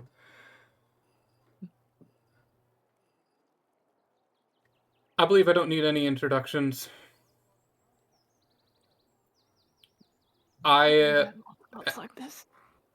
I'm here to let you all know that Varvuktar, our enemy, the ancient black dragon demigod, is free. There is good news and there is bad news. Which do you want first? Good news. Bad news. Bad news first. Bad news. news. Then it makes the Bad good news news first. sound even better. Bad news first. Trust me, I've been around. Bad news. We're all fucked. It took everything we had just to seal it away, and you fuckers plan on killing it. It's really cute what you've all got going on. What's the good news? Oh, if he's free, then his brother is too. For the newbies, and he just kind of like idly waves at Captain Andril. He has a brother who is an ancient gold dragon, a good guy, a good friend of mine, Var Umas. They're locked in a. Anyone could be friends with you. He looks at you, and you just feel this burning divinity rage bore down on you. Cleo's used to that. Cleo's used to that. They're just like, yeah, my presence pisses. Yeah. Daisy's gonna nudge Cleo and be and just whisper like, it's best not to piss the fucker off. Yeah, no, I'm aware of what happens when you piss off gods. I'm very good at pissing off gods. Anyways, Okay. good news. We got a gold dragon on our side. Bad news. The two are locked in an eternal struggle. One cannot defeat the other. Hence why Var Ruktar went and gathered forces of his own, because we had force last time, and that's how we were able to stop him. So yeah, it's time to play a little game of chess to see who's gonna So, win. The good guys are Then bad. how can the big old dragon thingy help exactly if they can't hurt its brother? Oh, they could hurt each other, just one can't beat the other. It's a whole divine thing. They're equally matched. Yeah. Okay. Essentially, with just the two of them, it will always be a stalemate. Wait, if the dragon's a demigod and you're a real god, why don't you just smite this thing? It's the rules of the If you're so gods. powerful, you know. Yeah, the gods don't work like that. Yeah. Yeah, listen to Oh. your friend. We don't work like that. We're not allowed to and you see he like holds up air quotes. We're not allowed to intervene with the mortals. That's Oh pretty yes, good. but you're sure allowed to do a lot of other shit. You remind me of a very annoying little shit that I had to deal with a while back. There's a minor chance I'm the same annoying little shit, or it could have been one of my brother. Who knows? No, I could. Different hat, more of a pointy and dunce written on it. I can fix Oh, yours. the kid. Yeah. No, I'm good, thank you. Good. Then shut up. Unless you have No. something important to say. Do you? Do you want my help or not? They seem to. I can just go. Let you guys fend for yourselves. I'm just gonna like put a hand on Cleo's shoulders, like, Cleo, please, we do need his help. Question. Why do you want to help? Yes. Mm-hmm. But what can you do to help us, Tal, since the gods can't intervene? Well, I mean, I'm technically not mortal, so. Neither am I, darling. Oh, fist bump. I gap you up. I could be. I don't know. Archfey magic.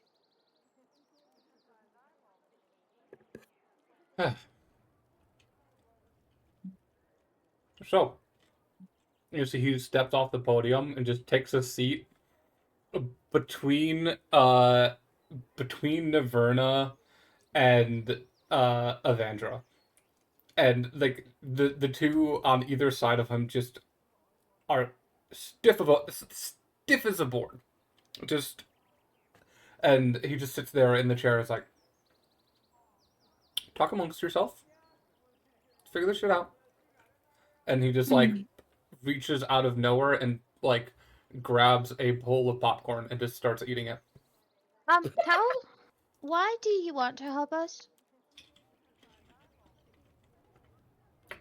Is that really important right now? Yeah, I want to know. I don't like Varuktar. That's it? Yep. That's usually the extent of God's reasonings for getting involved in things. Okay.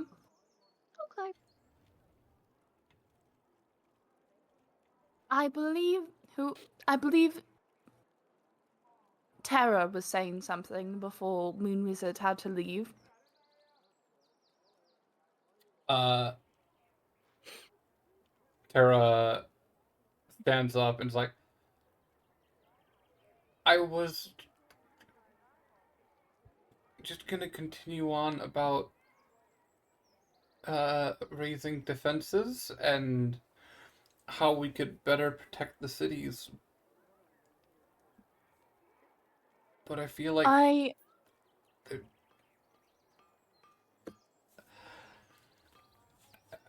sorry, I feel like there are better, more important things to talk about now. Like how to stop an actual fucking dragon. actual fucking dragon. Okay. Yep. I am an artificer. I have been developing very powerful magic weapons for quite a while.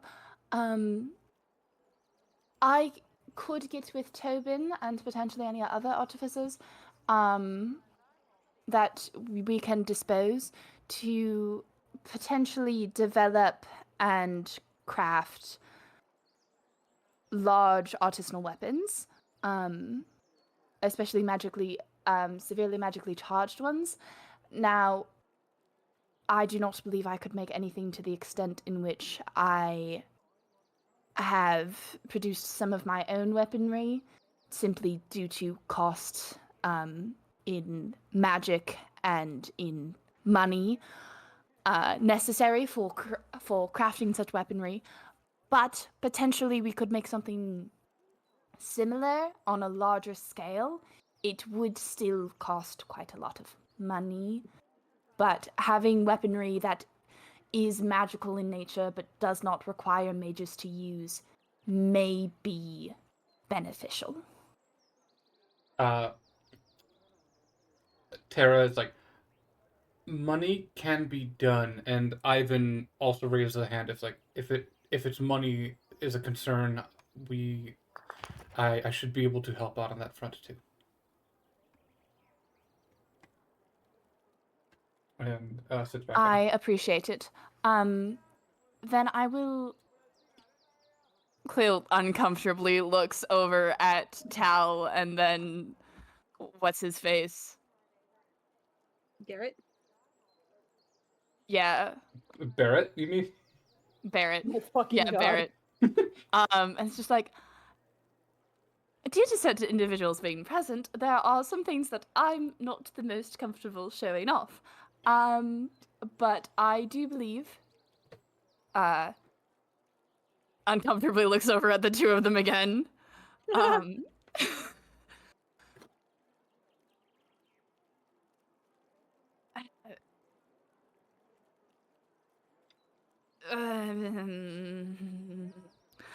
I have, for a while, been developing a weapon, a very, very powerful weapon, with the intention to kill something very, very powerful. Potentially more powerful than Varuktar. Definitely more powerful than Varuktar. They're talking about a god. As Tal just interrupts. Yes. Thank you so much, Tal, for the input. And then he like looks over and just points at Barrett without saying anything, but just points at Barrett and smiles. Yes, so I'm actively trying to kill Asphodin. Here's the gun I'm gonna use to do it. And they place their revolver on the table. Barrett's just like, what? Cleo looks over to Barrett, it's just like, fuck your god, he's a vindictive cunt. My father, a bitch. I killed my brother, who My was father, his a champion. Fuck that guy. Barrett just kind of looks at you in shock as you see that recognition on his face of he's like, oh, I know who you are. And Tal just like leans back in the chair with the bowl of popcorn. Is like, oh yeah, oh that's the good part. Fuck you, Tal. Hey, Tal. Yeah? Why? Just why? Why He's not? more of a god of mischief than he is of magic. True. I mean, do you see a god of mischief in the pantheon?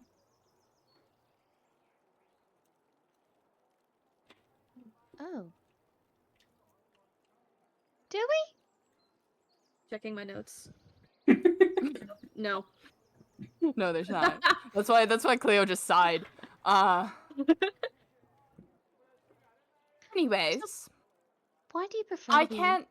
a small child? Sorry. Oh no, that's fine. Oh. Back to the magical weaponry. I can't reproduce this exact gun. I can reproduce something very similar, and potentially, I can potentially make it into a cannon. It would be weaker when it comes to magic, and I would not be able to mass produce them, but potentially a small handful of them if I get enough people behind me to do it.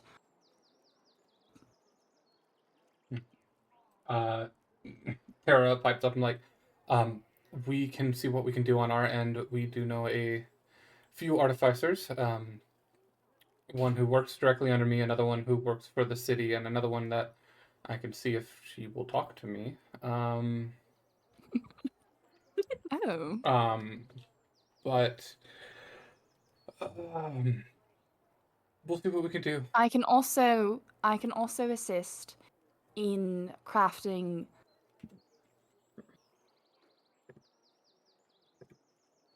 Claire's gonna look over to Tupter for a moment. It's like, would making automaton soldiers offend you, or are they warforged? Good question. Good question.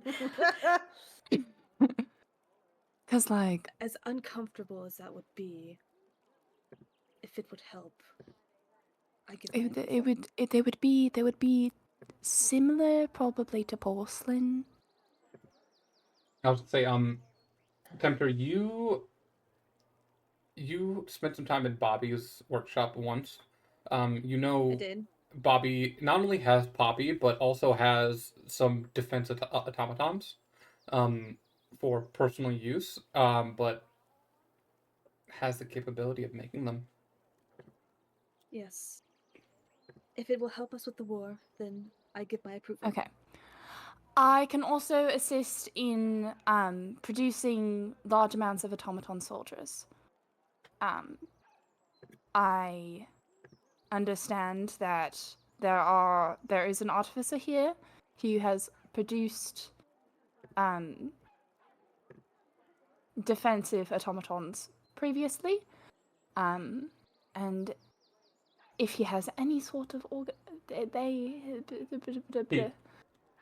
Him. has any sort of organization skills, I assume the schematics for those are somewhere, and even if they're not, I'm very good at taking things apart and figuring out how they tick. So I can also assist in the development of automaton soldiers so that we can bolster our numbers. They would be simple, but they would be numbers. Especially against goblins would probably be very effective. Vaughn pipes up and says, all of this is well and good, but do we have any idea of what kind of timeline we are working with? If Varutar is free, how do we not know he's not going to attack tomorrow? Well, unless Tal knows something, Tal's the only one who would know anything about that. Tal leans back in the chair and is like, I don't know. I don't, can't really get involved, but if only there was someone in this room who had the ability to view on people over long distances or something like that. And he, like, leans back in the chair. If only there was someone here with the access to some kind of spell that could be used to spy on people. Oh, God. Or scry on people. A scry. Mr. Darling. I'm aware. Are you able to do that right now? Yes. Would you please? Yes. Penny. Yes. Penny. I'm working. What the dog doing? What the dog doing? What's the dog doing? A dog. Keeps What the asking to dog go do? outside because she wants to go on a walk, and she keeps begging me to go on a walk. But I'm playing D&D.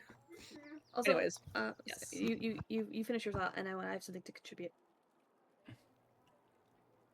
Nope, that's it. I can use scribe. Tempter's not gonna be saying this out loud, but just like Tempter's gonna be kind of looking at like Cleo and Moonwizard because of the proposal they had about what to do with the very special and powerful book they have on them right now. That might give them access if a certain trade deal was made with a certain someone. They're not gonna bring it up, but they're like, maybe I can get that information. I'm considering polling, or Tempter's considering polling Daisy about that very soon. Oh. Okay. Ba-bam. That was my phone. Sorry. She's looking at me with her big ol' eyes. Have your big ol' eyes. Moonwizard, are you able to scry on Varvaktar at this moment? DM, am I able to do that? Yes. Because I'm pretty sure that was what Tal was implying for you to do. Like, Yeah, that's 100%. exactly what Tal was implying for you to do. Scry spell. Okay. Yes. I love the big arrow pointing to the scry. Listen, I was trying to find an image, and this is the only one of the image with the spell. God, the arrow is there. Otherwise, I Yeah, wouldn't know thank what God. this is. Otherwise, I would have no clue what spell this is for.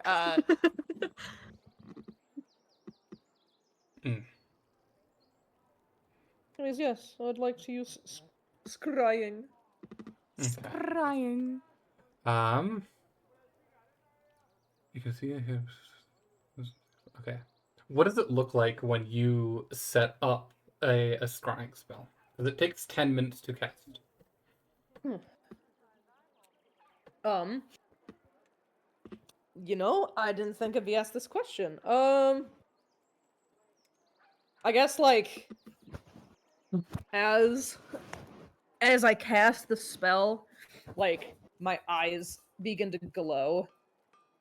And like I take my hands and I start it looks as if I'm working a giant puzzle in the air, kind of like moving pieces back and forth in like a code that is like untranslatable to those who are watching. And like my fingertips have like these trailing lights that kind of almost sketch around in the air.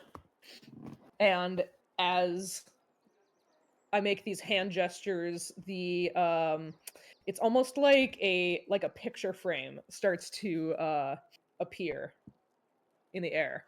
But it, like, as I'm casting it, you know how like how old photographs had to be like dipped in a chemical solution, and at first it would be like inverted colors, like inverted black and white. So it'd be like that, and then It's a negative room. it would start to appear like a negative photograph, and then slowly take on color. Okay. Love that. You know Varuktar firsthand. You have met the target before, so it is just a flat roll. There is no pluses or minuses to the save. Awesome. What is your spell save DC? Let me double check. Excuse me. 17. He to make a save. Okay. You project your consciousness onto this illusionary photograph in front of you, and you can see your self lift. It's weird. You feel yourself lift out of your body, and you have a out of body experience where you see yourself and everyone in this room, and you see, well, everyone's staring at you.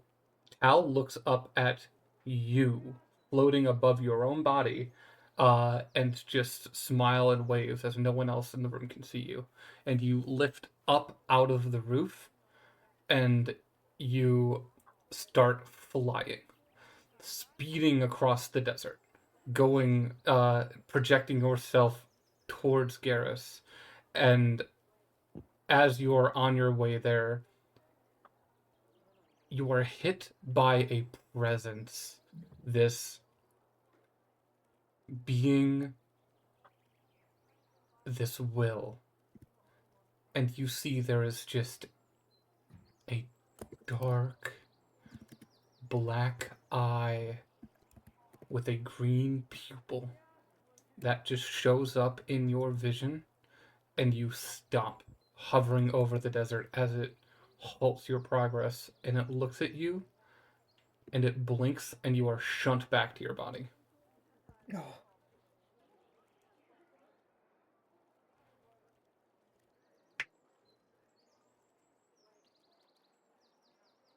So you, Varuktar saved from the spell, and you cannot use the spell against it for 24 hours.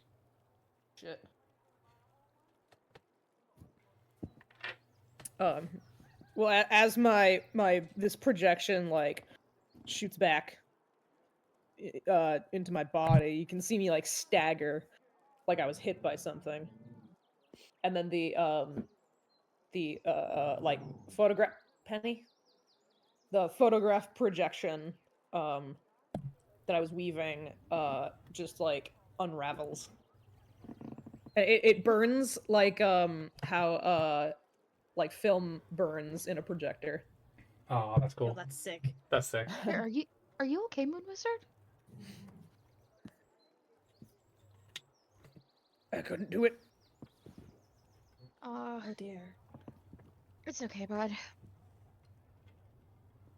If we want to try this again, I'll have to do it tomorrow.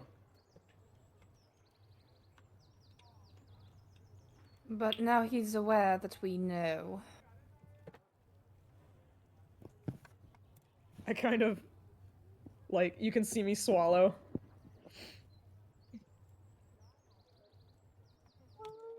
It's not ideal, but it's fine, right? Tal just It's speaks. just something we can deal with. Tal just speaks up and is like, "Oh, he knew either way. As soon as he broke out, his brother broke out.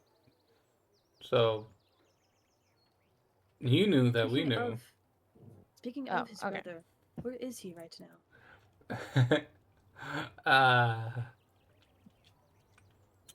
Currently, so imagine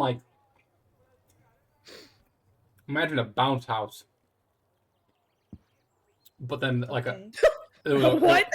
imagine a bounce house, and then The fuck is a bounce house? inside the bounce house was an entire dragon that was pressing against the walls of the bounce house. That's Varu Umas inside Queen Solstice's castle right now. I see. I could just go. I should have polymorphed him. Oh, I could have done that. Aren't you the god of magic? You're Out- just thinking of that He's now. the god of magic, not the god of thinking. That's fair. Tal looks at you, Moon Wizard. I did not say this in character. Oh. I thought you did. No. The camera pans and Lona's just in the room also. I was there. I was about to say that's really Plot bold twist. for Moon Moon Wizard Yeah. Wizard to has say. been me this entire time. Tal just is like, I was kind of in a rush. You don't really think about it at the moment. Want me to go get him? I can go get him. Just right here, just right in this room. Perhaps not in his own dragon form, as to not. Oh, we Scare can people. we can fix that. Can't dragons like turn into like a kind of humanoid-esque form? Yeah, but he's a little rusty. I think the thing is with with the spell that we created. Is he fucking eating? Yeah, he's still eating popcorn. He's still eating Out popcorn. of character, I have a perfect image in my head of what they look like in their golden dragonborn humanoid form, and they're fucking hot. Of course they are. Tal- Of course you do, and of course they are. Of course. Yeah. Tal's like, okay, with the way that the spell was created, we had Umi helped us create Umas to all of you. Helped create and use this spell, and in doing so, used all of his spell slots to do so. And after getting trapped in the orb, it seemed like didn't regenerate his abilities. He did not get a long rest since. So, He needs a nap. Bro So needs you a were nap. saying we have a day until Ruktar's magic is restored. probably.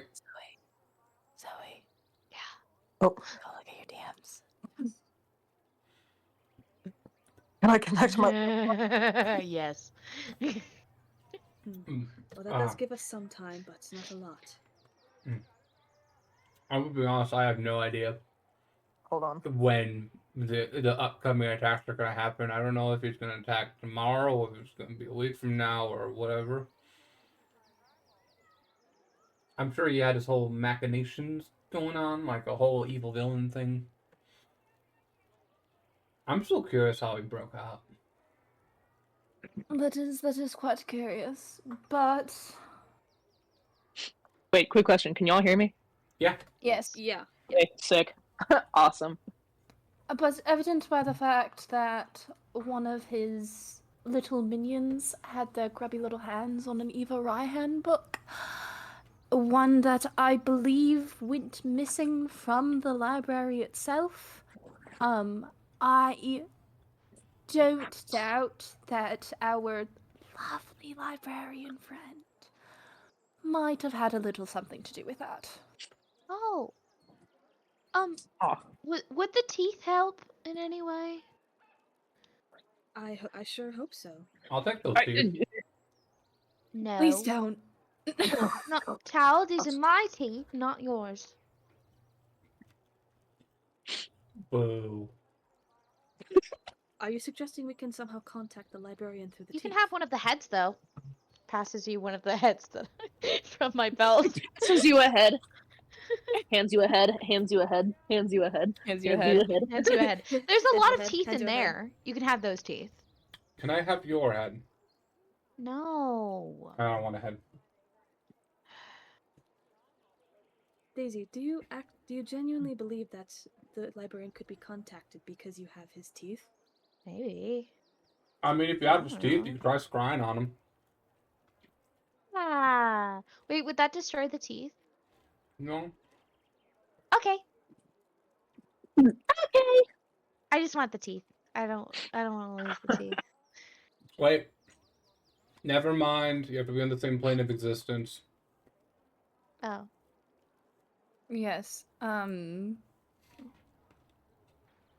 Wait, you're the god of magic. Can you just like I mean, I can, but okay. my scrying is better than yours, but Okay. Can once you again, scry on him? interfering with mortal businesses. Yeah, but I'm guessing the librarian isn't mortal. So, just check up on an old friend. Well, here's the fun thing: is I'm not his friend. I didn't know this thing existed until I learned that Aphrodite got you Okay. all a wonderful book from this librarian that I had never heard about. So check on yes. the librarian that you want books from. You see, he doesn't really want He's- me there. Yeah, no, So? the librarian doesn't particularly want anyone there. Except for me. Just give me its teeth. Yes, no, but I assume you made some sort of deal for the teeth. I'm pretty sure I just gave him a head. Yes, that is what happened. Yes, that is so that yes, so some sort of deal for the teeth. A head? What type of head? What was it? I think it was a bandit head. No, a Bandit wizard head.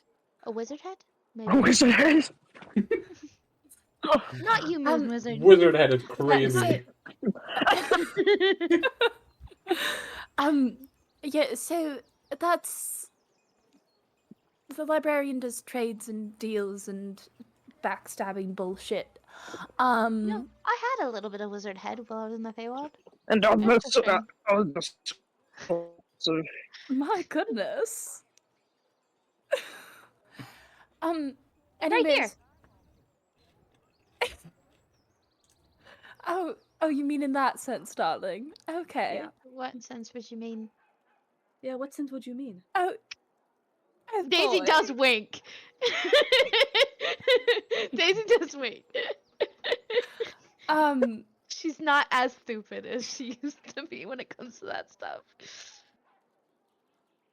not a virgin. We are off anymore. track. Yeah. Yes. Weapon. Being able to find a way. Are there any other? Actually, no. There's no other wizards here who would be able to scry on Varuktar. Yeah, how you doubt it? Yes. Florin just raises his hands and is like, I don't know the spell, but if Moon Wizard's willing to share his book, I could learn. It would take me a while to learn. Like, give me 2 hours. No, it would have to be tomorrow. Yes. Potentially learning that, but I don't know if you'd be able to scry on learning the scrying spell does not necessarily mean that you can scry on That's Varuktar. fair. But learning the spell may be beneficial to us anyways. Florin chips in and he's like, if you weren't able to, I'm slightly aware of how the scrying spell works. If you weren't able to use it on Varuktar, do you know any other targets that you could use it on? Do you know any of his army? Yes, I believe so. Actually, yes. General Savage? General Munchkin Man? Wait, hold on. I'm sorry. I There like were the four the, I could generals. doubt myself. No, there were 3 generals. No, there were 4 generals. yeah, it's General Savage and General Munchkin Man. And then the third one. Wait, are those the General, the names? third one. There's General Honor No, we they're killed, not. General Glory we killed, Oh. General Conquest we killed, General Slaughter. That was the last one. Oh, that's a sick name. I forgot about that one. There was...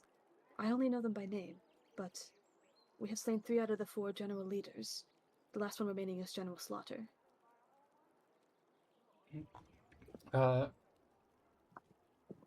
Florin is like, okay, it would be a long shot, but if Moon Wizard, if you think you could do it, we could gain some information.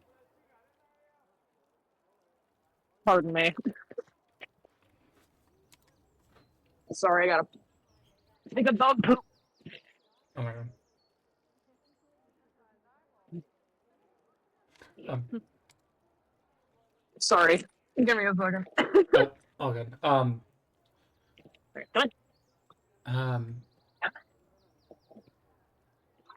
We could. Okay, Sorry, so can you I had to deal with dog shit. Can you reiterate what the question was?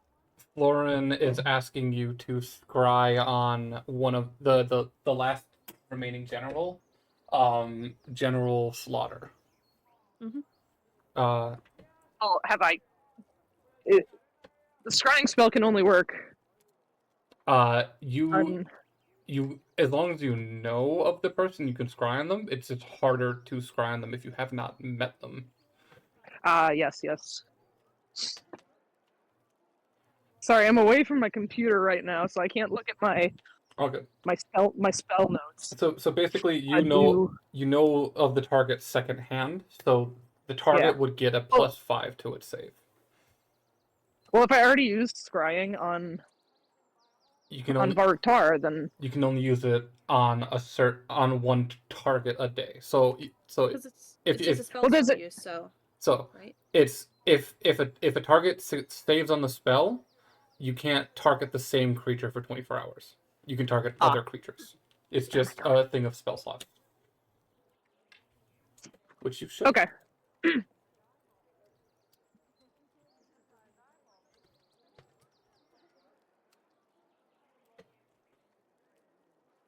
Which you should have. 11th level. You have two 5th level and one 6th level spell, so you can technically do it Oh, okay. 3 times a day. Oh, actually, that's awesome. Okay, then, yes, I'd be willing to attempt scrying. Okay. You set up the spell, going through the motion of what you did before. Everyone, while waiting for this 10-minute period, talks amongst themselves. People get up, grab water, and just kind of like do their best to avoid Tau. Mhm. But I don't. As they should. I just as they stare should. at Tal's face the entire time. but this guy has to make a roll. Wait, Tal Does, has to make the world? No, No. General No, Slaughter, not pretty not sure. Tal, Oh. the dude we're scrying on. I was like, does... oh no, am I getting smited? So glad I pulled that out.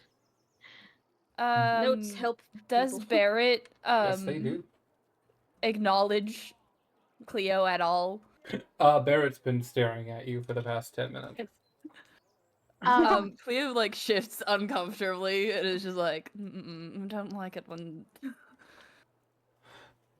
Does anyone else acknowledge that Cleo is just like said that? Yes.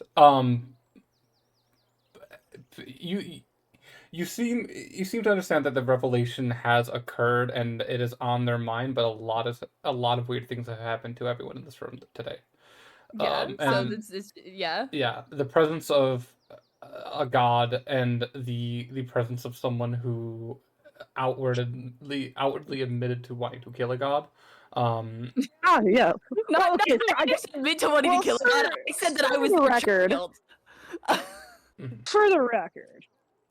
He was We didn't like, know he was he was like, here's my god-killing gun. I want to kill your god, my father. But Very important question. mhm. While this is happening, and I am staring Tal down the entire time of those 10 minutes, Mhm. does he say anything?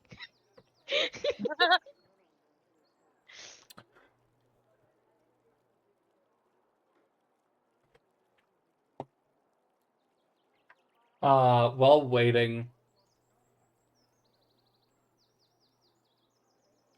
yeah, you do see at one point you've been like keeping an eye on him, and you see he like at one point makes eye contact with you to know, so you know that he knows you're looking, and then a few minutes go by, and you see he just gets out of his seat and walks up to Captain Andrel, and just like walks up to this poor small town guard who's in over their head, and is like, "So, how's the weather?"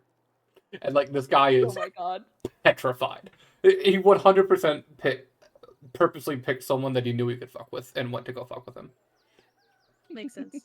Of course he During did. that like 10 minutes, like Tinder's not like outwardly displaying it, but they really want to pull Daisy to the side and like have a private conversation with her. Oh, okay. They're just kind of like shifting. Do you want to do that now before the scry, or? Sure, why not? Now that since there's technically time. And I'm just gonna pull Daisy either into the hallway or just somewhere private. What's up? I wish to talk to the librarian. Okay. I want to make a deal with him. Okay.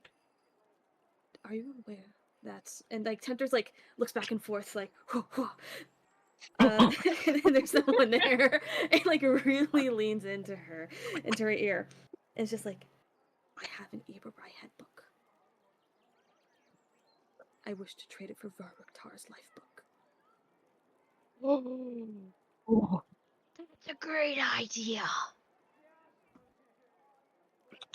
I need to talk to the librarian as soon as we can. How do we?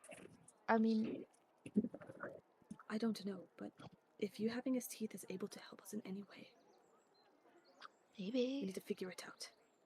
Maybe all I have to do is put the teeth in a jar and shake it and be like, there's no place like the library, and there's no place like the library, and there's no place like the library. Sure. I have no clue as to how to contact him. Actually, that was a full-on lie. I do have a clue as how to contact him. I just can't do it right now. The only way I can think is to contact him is to talk to Prar. When we were in the library, he specifically mentioned how he's keeping Prar's book safe because he enjoys reading it. If we talk to Prar about this, he might read it and realize that we want to talk to him. Oh, okay. That's another way, but Where's Prar? I actually do not know. DM, where is Prar? Around. Google. That's a great question. What's Prar doing right now? Prar's having a whole like side quest right now. Oh, good for him. Imagine the next session is just like having Crow do an entire session just by himself. Yeah. Like, And it's just a B plot just, of whatever the hell Prar is doing right now. the entire B plot is just like it's like the entire oh fuck, what's the Yes. there's an old there's an old Xbox 360 game where Jack Black plays the main character. And it's the fucking School of Rock Xbox game. Oh, hell yeah. There's a School of Rock Xbox game. It's amazing. And like he That goes, doesn't surprise me. yeah, like he uses guitars as a weapon and fights demons and goes to hell, and that's just what I'm imagining the prior B plot is. Yeah. But go on. I'm sorry, they just put Tenacious D in School of Rock. Funny. And Tempter like finished up the conversation with, the only other people who know I have this is the rest of the party. I do not want Tal finding out. Did you ever mention it in front of Moon Wizard? Not when his staff was around. Okay. I think. I actually don't remember, but I know it was mentioned in the bathhouse, and the Moon Wizard did not have his staff at the time. Yeah. Okay, then. Alright, so we can't tell Tal. Out of character, Tal could totally know that Tempter has an Eber Raihan book, but not what they want to do with it, because did Cleo show, when Cleo took all of Tempter's stuff, did Cleo show the Eber Raihan book to Moon Wizard? No. Never mind. But did talk to Moon Wizard about it. Yeah. Never mind. Never mind. So, out of character, I'm gonna say there's a 70% chance Tal knows that Moon Wizard has this, that Tempter has this book. But in character, Tempter has no fucking clue. Yeah. Okay. Yeah. I'm so excited. But also, a small interjection. It was not a School of Rock game. It's a game called Brutal Legend where the main character is made to look like Jack Black and voiced by Jack Black. But oh my god. It's basically just Jack Black. Oh my god. It's basically just Jack Black. Jack Black. Either way. Anyway. Anyways. Moon Wizard. Yep. You prepare yourself and this scrying spell as the 10 minutes pass and you project your consciousness again. You feel yourself shunt out of your body. And once again, you see Tal watches this happen, and his eyes follow your spirit as it exits your body. And you feel that same rush as you're pulled eastward across the desert. Um, this time, as your body flies and flies and flies, it continues and goes, Oh. and you see um, the desert passes, and you hit grass, like rolling grass hills. You see off to the right, as you're thousands of feet in the sky, you can see this small speck, which you realize is Olden. As you veer further off towards the left, you pass over Fort Monthril, which you were previously in before, and continue further along the continent, closer towards the coast, where there is a second fort. This Fort Opex, which is now what was once a tower with defenses around it. The last fort that was taken over just had a wooden spike wall surrounding it, crudely built by the goblins and hobgoblins. This is an entire encampment. There Ooh. are full walls built around it, about 4 different like sectors of camps with the tower directly in the middle, overlooking these like 4 different separately built encampments around it. This it's almost structured like a 4-leaf clover with the tower directly in the middle. Ooh.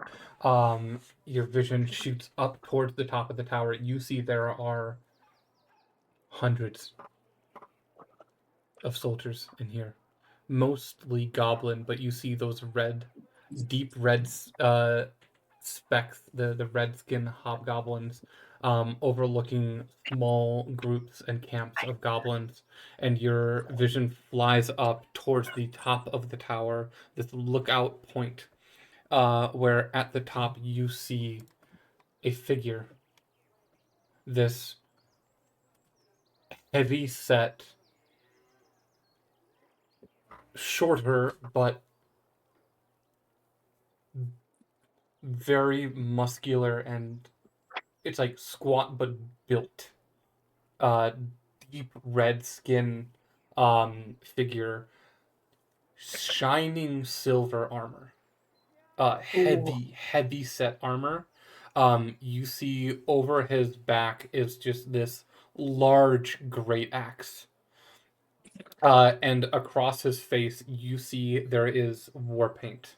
These like 5 streaks of white paint dragged down his face, almost like he like dipped each of his fingers in paint and dragged it down his face. Oh. As he is standing on top of the tower. You watch him for 10 minutes.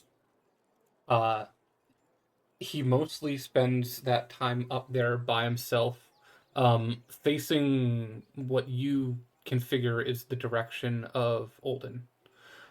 Just sitting there and watching. Every once in a while, someone will come up and whisper something to him. Roll a perception check. Oh, here, I just got inside. Let me open up my laptop and do that.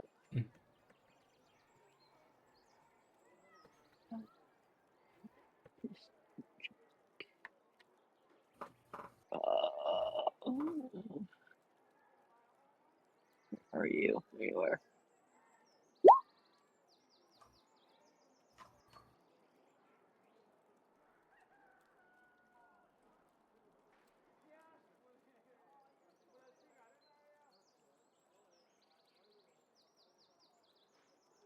Yes. 11. Yeah. You have a hard time discerning what they are talking about.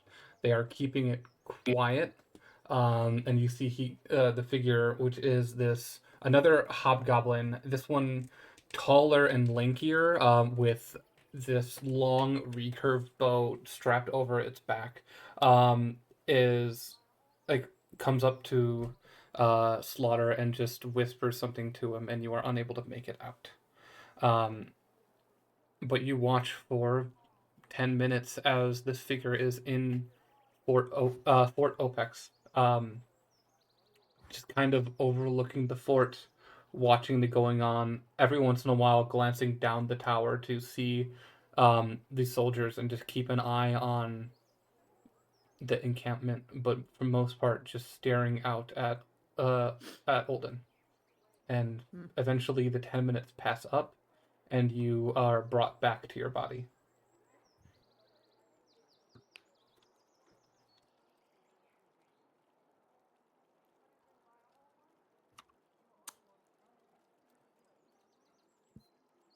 So I'm going to reveal what I just saw. I don't want to Yeah. waste too much Yeah, time. yeah, you don't have to. Yeah. Yeah, you don't have to restate everything. Recapping. But I relay this information to the room.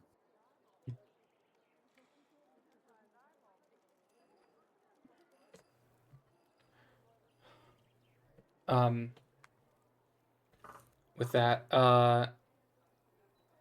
Barrett raises his hand, still sitting down in his chair, but it's like,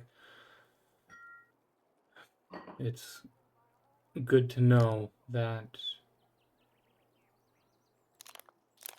this general is at our front door. And he looks over at you, Cleo, and it's like, after this is all done, I will go back to my town, warn them, let them know what's happening, and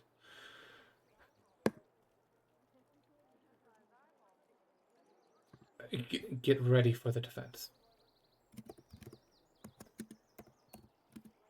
And Florin raises a hand and is like, with time being as important as it is, I can.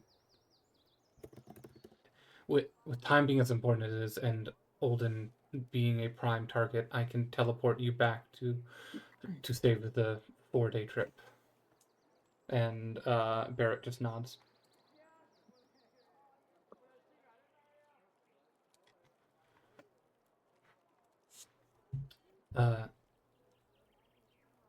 Tara looks over at Vaughn and looks over to the rest of you. I was like,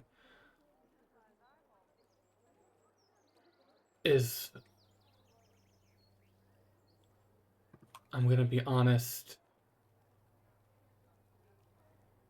I don't really know what else to bring up at this moment. Cleo will work with you on the defense. Of course.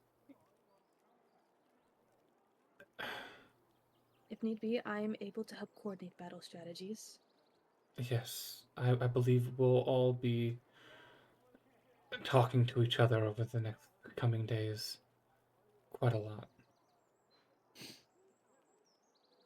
But for right now, is there anything you can all think of?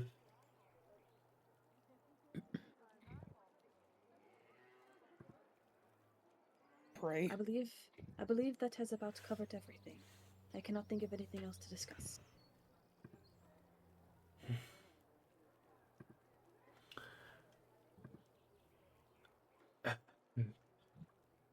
For now, War Council is dismissed. And you see the entire room somber,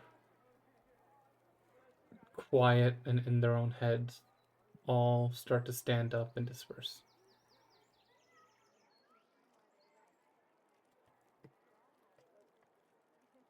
What do you all do?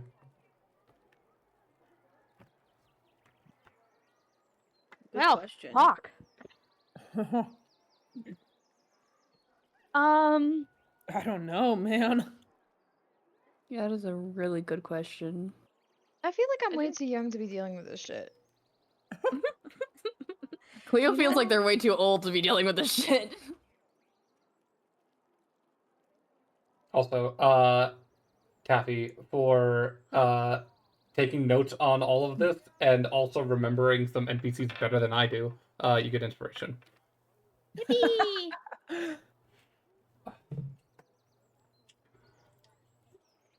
Let's go. I do have something like a part of Tempter story that I can do, but it's not urgent. I would say, I feel like if that's what we discussed before session, I feel like that would be better for is. next session because that's going Yeah, to be that's fine. more downtime and war plan and Yes. gathering, like scattering around. Yeah, that's fine. Cleo, Like I said, it's not urgent. actually, Cleo's Mhm. gonna track down a certain paladin. Cleric. Oh my gosh. Cleric, yes, a certain cleric. I keep on calling him a fucking paladin. He's the first to leave the room. Yeah, no, Cleo's gonna go hunt him down. Huh. You Like literally, or you see he is. You head out into the main lobby, the lobby outside of the conference room, and you can see he is standing in the elevator, and the elevator door is starting to close. But you are Oh, Cleo's going in that elevator. Cleo's going in that elevator. I'm trapping this man in an elevator. you squeeze your way in before that door shuts, and the door closes with both of you inside. You see immediately he reaches for an axe on his hip, but does not draw it. And you hear the music start playing. Dun, dun, I could dun, shoot dun, you dun, bum, ba, much da, ba, faster dum. than you could hit me with that axe. But I apologize for my discomfort with your presence at the beginning. Don't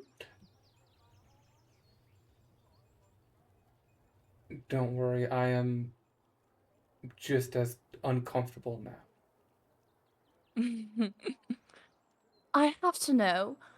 I avoid my father's temples. What do you know of me?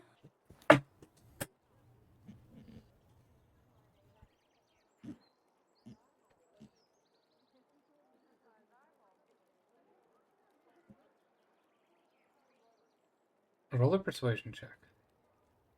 Okay.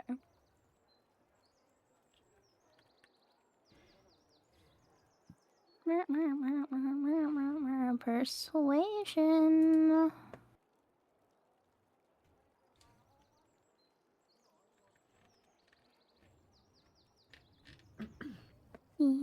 Plus 6 is 21.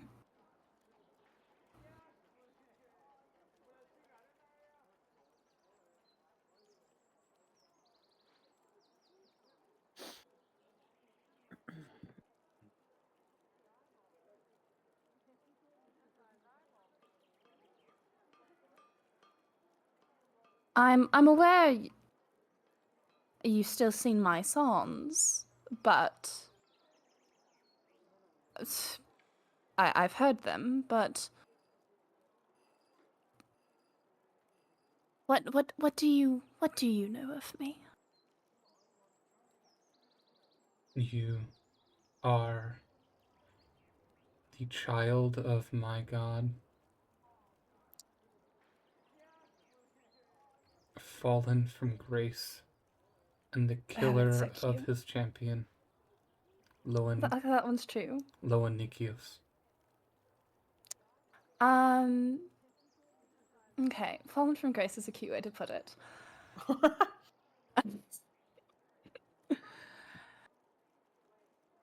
Okay.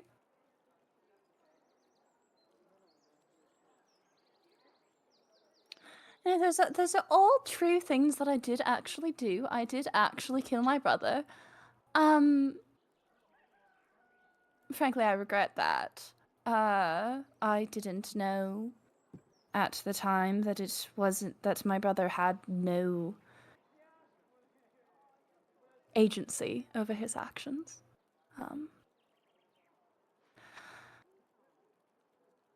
There was a reason for killing him, and there is a reason for my anger towards my father.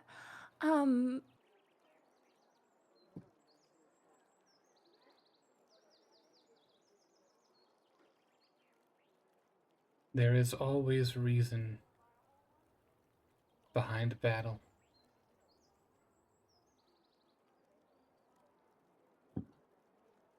Yes, and sometimes that reason is petty, and other times that reason is love, jealousy, anger. Plenty of feelings that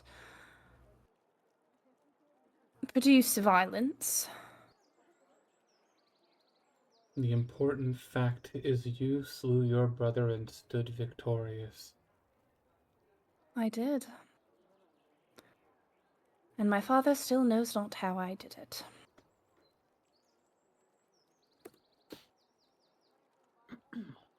I am going to be honest with you. Yes. Some clerics are graced by a spark of a divinity, and that sets them on their path. Others are given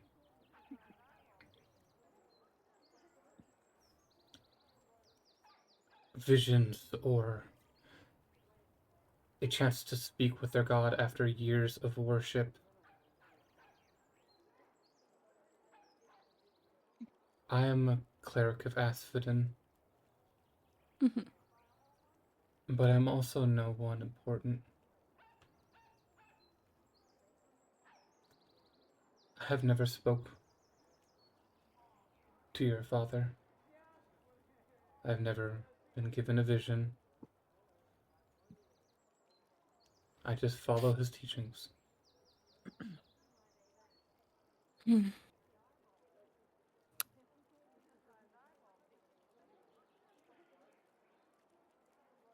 He is angry and jealous.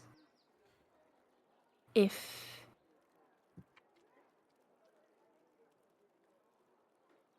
he had not ordered my brother to slaughter those people and burn that temple, if my brother had the ability to refuse him in doing so, if any single person escaped that event, it would have not been me who killed my brother. It would have been my father. And if it were not for the fact that I was not crafted with such intention as my brother was, I would not be here today either.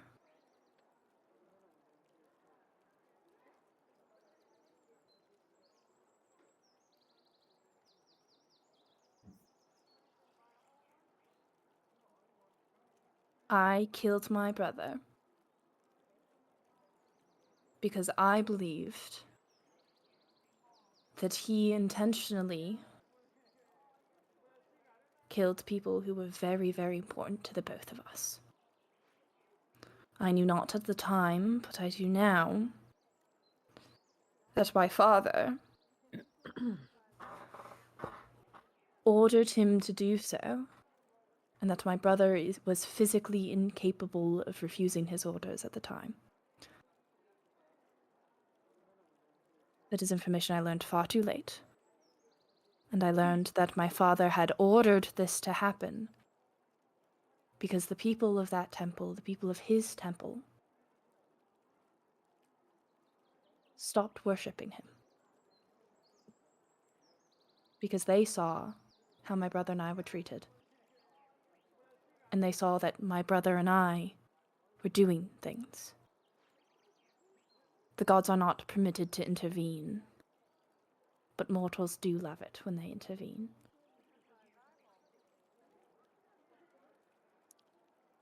And that is why they use champions. But the problem with champions is that sometimes mortals believe it is the champion's doing and not the gods, and begin to worship the champion instead of the god. Why are you telling me this? You are spouting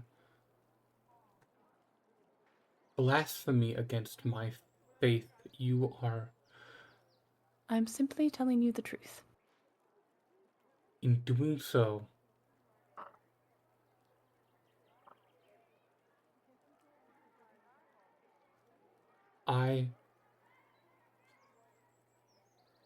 the words you weave are poison to my faith against everything I've believed my entire life. You stand before me a boogeyman in my religion. You put a gun on my table and speak ill words and plans to murder my deity. And you come here weaving these words. I simply wish for you to understand why I am the way I am. Because if you do not, you may not like me, you may see me still as a boogeyman. But if we are incapable of understanding each other, we are incapable of fighting together. And this is not a fight that either of us are capable of doing alone. Do you understand? In bringing this information to me, if I were to believe this is true, and let's say it is true, you bringing this to me puts a target on my back, puts me and my loved ones in danger.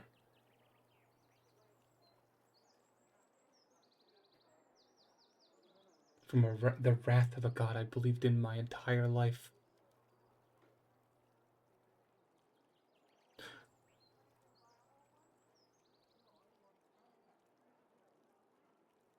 It doesn't even have to be him smiting me.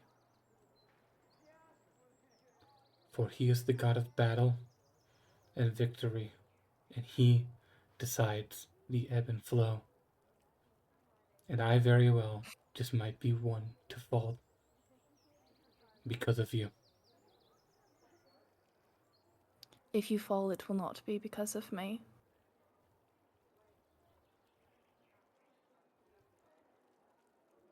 Believe what you must.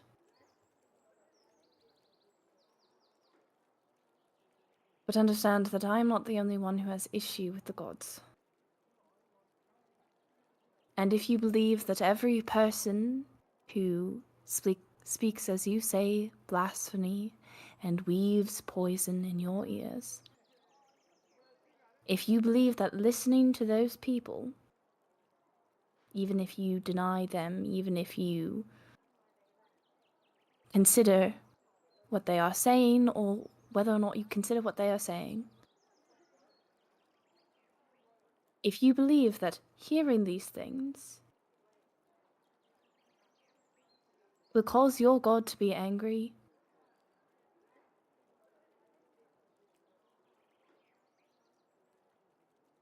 what does that say about your God?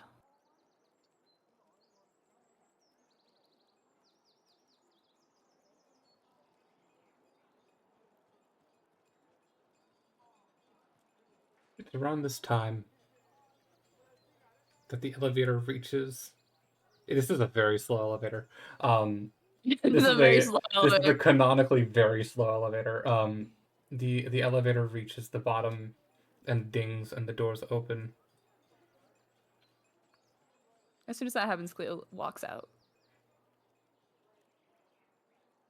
Barrett doesn't step out, but before the doors shut, leaving him inside, you just hear him say, "And to think I just fell in love." And the doors close. Aww. Poor boy. Poor boy. No, his boyfriend. His boyfriend. No, his boyfriend. No, his His boyfriend who worships the Worships- other war god. Yeah, literally. no, Yeah. no. No. No, Forbidden no. love. Forbidden love that should have made him think about his religion anyways. Is there anything else you guys want to touch on? If not, I think that's a great place to end it. That's a really good place to end it. I think it's a really Yeah. good place to end it. Yeah. Okay. Psychopath behavior, not leaving the elevator door when it's at the bottom. Listen, listen, he just had his whole worldview shook. Yeah. Dude, Anyway, that was quite the elevator pitch, man. God damn it. Thank you all for stopping by for this fucking jam-packed session. I've been waiting to speak to this man. Oh my god. Thank you all for stopping by. I hope you all have a wonderful week. We'll see you later. Bye. Bye bye.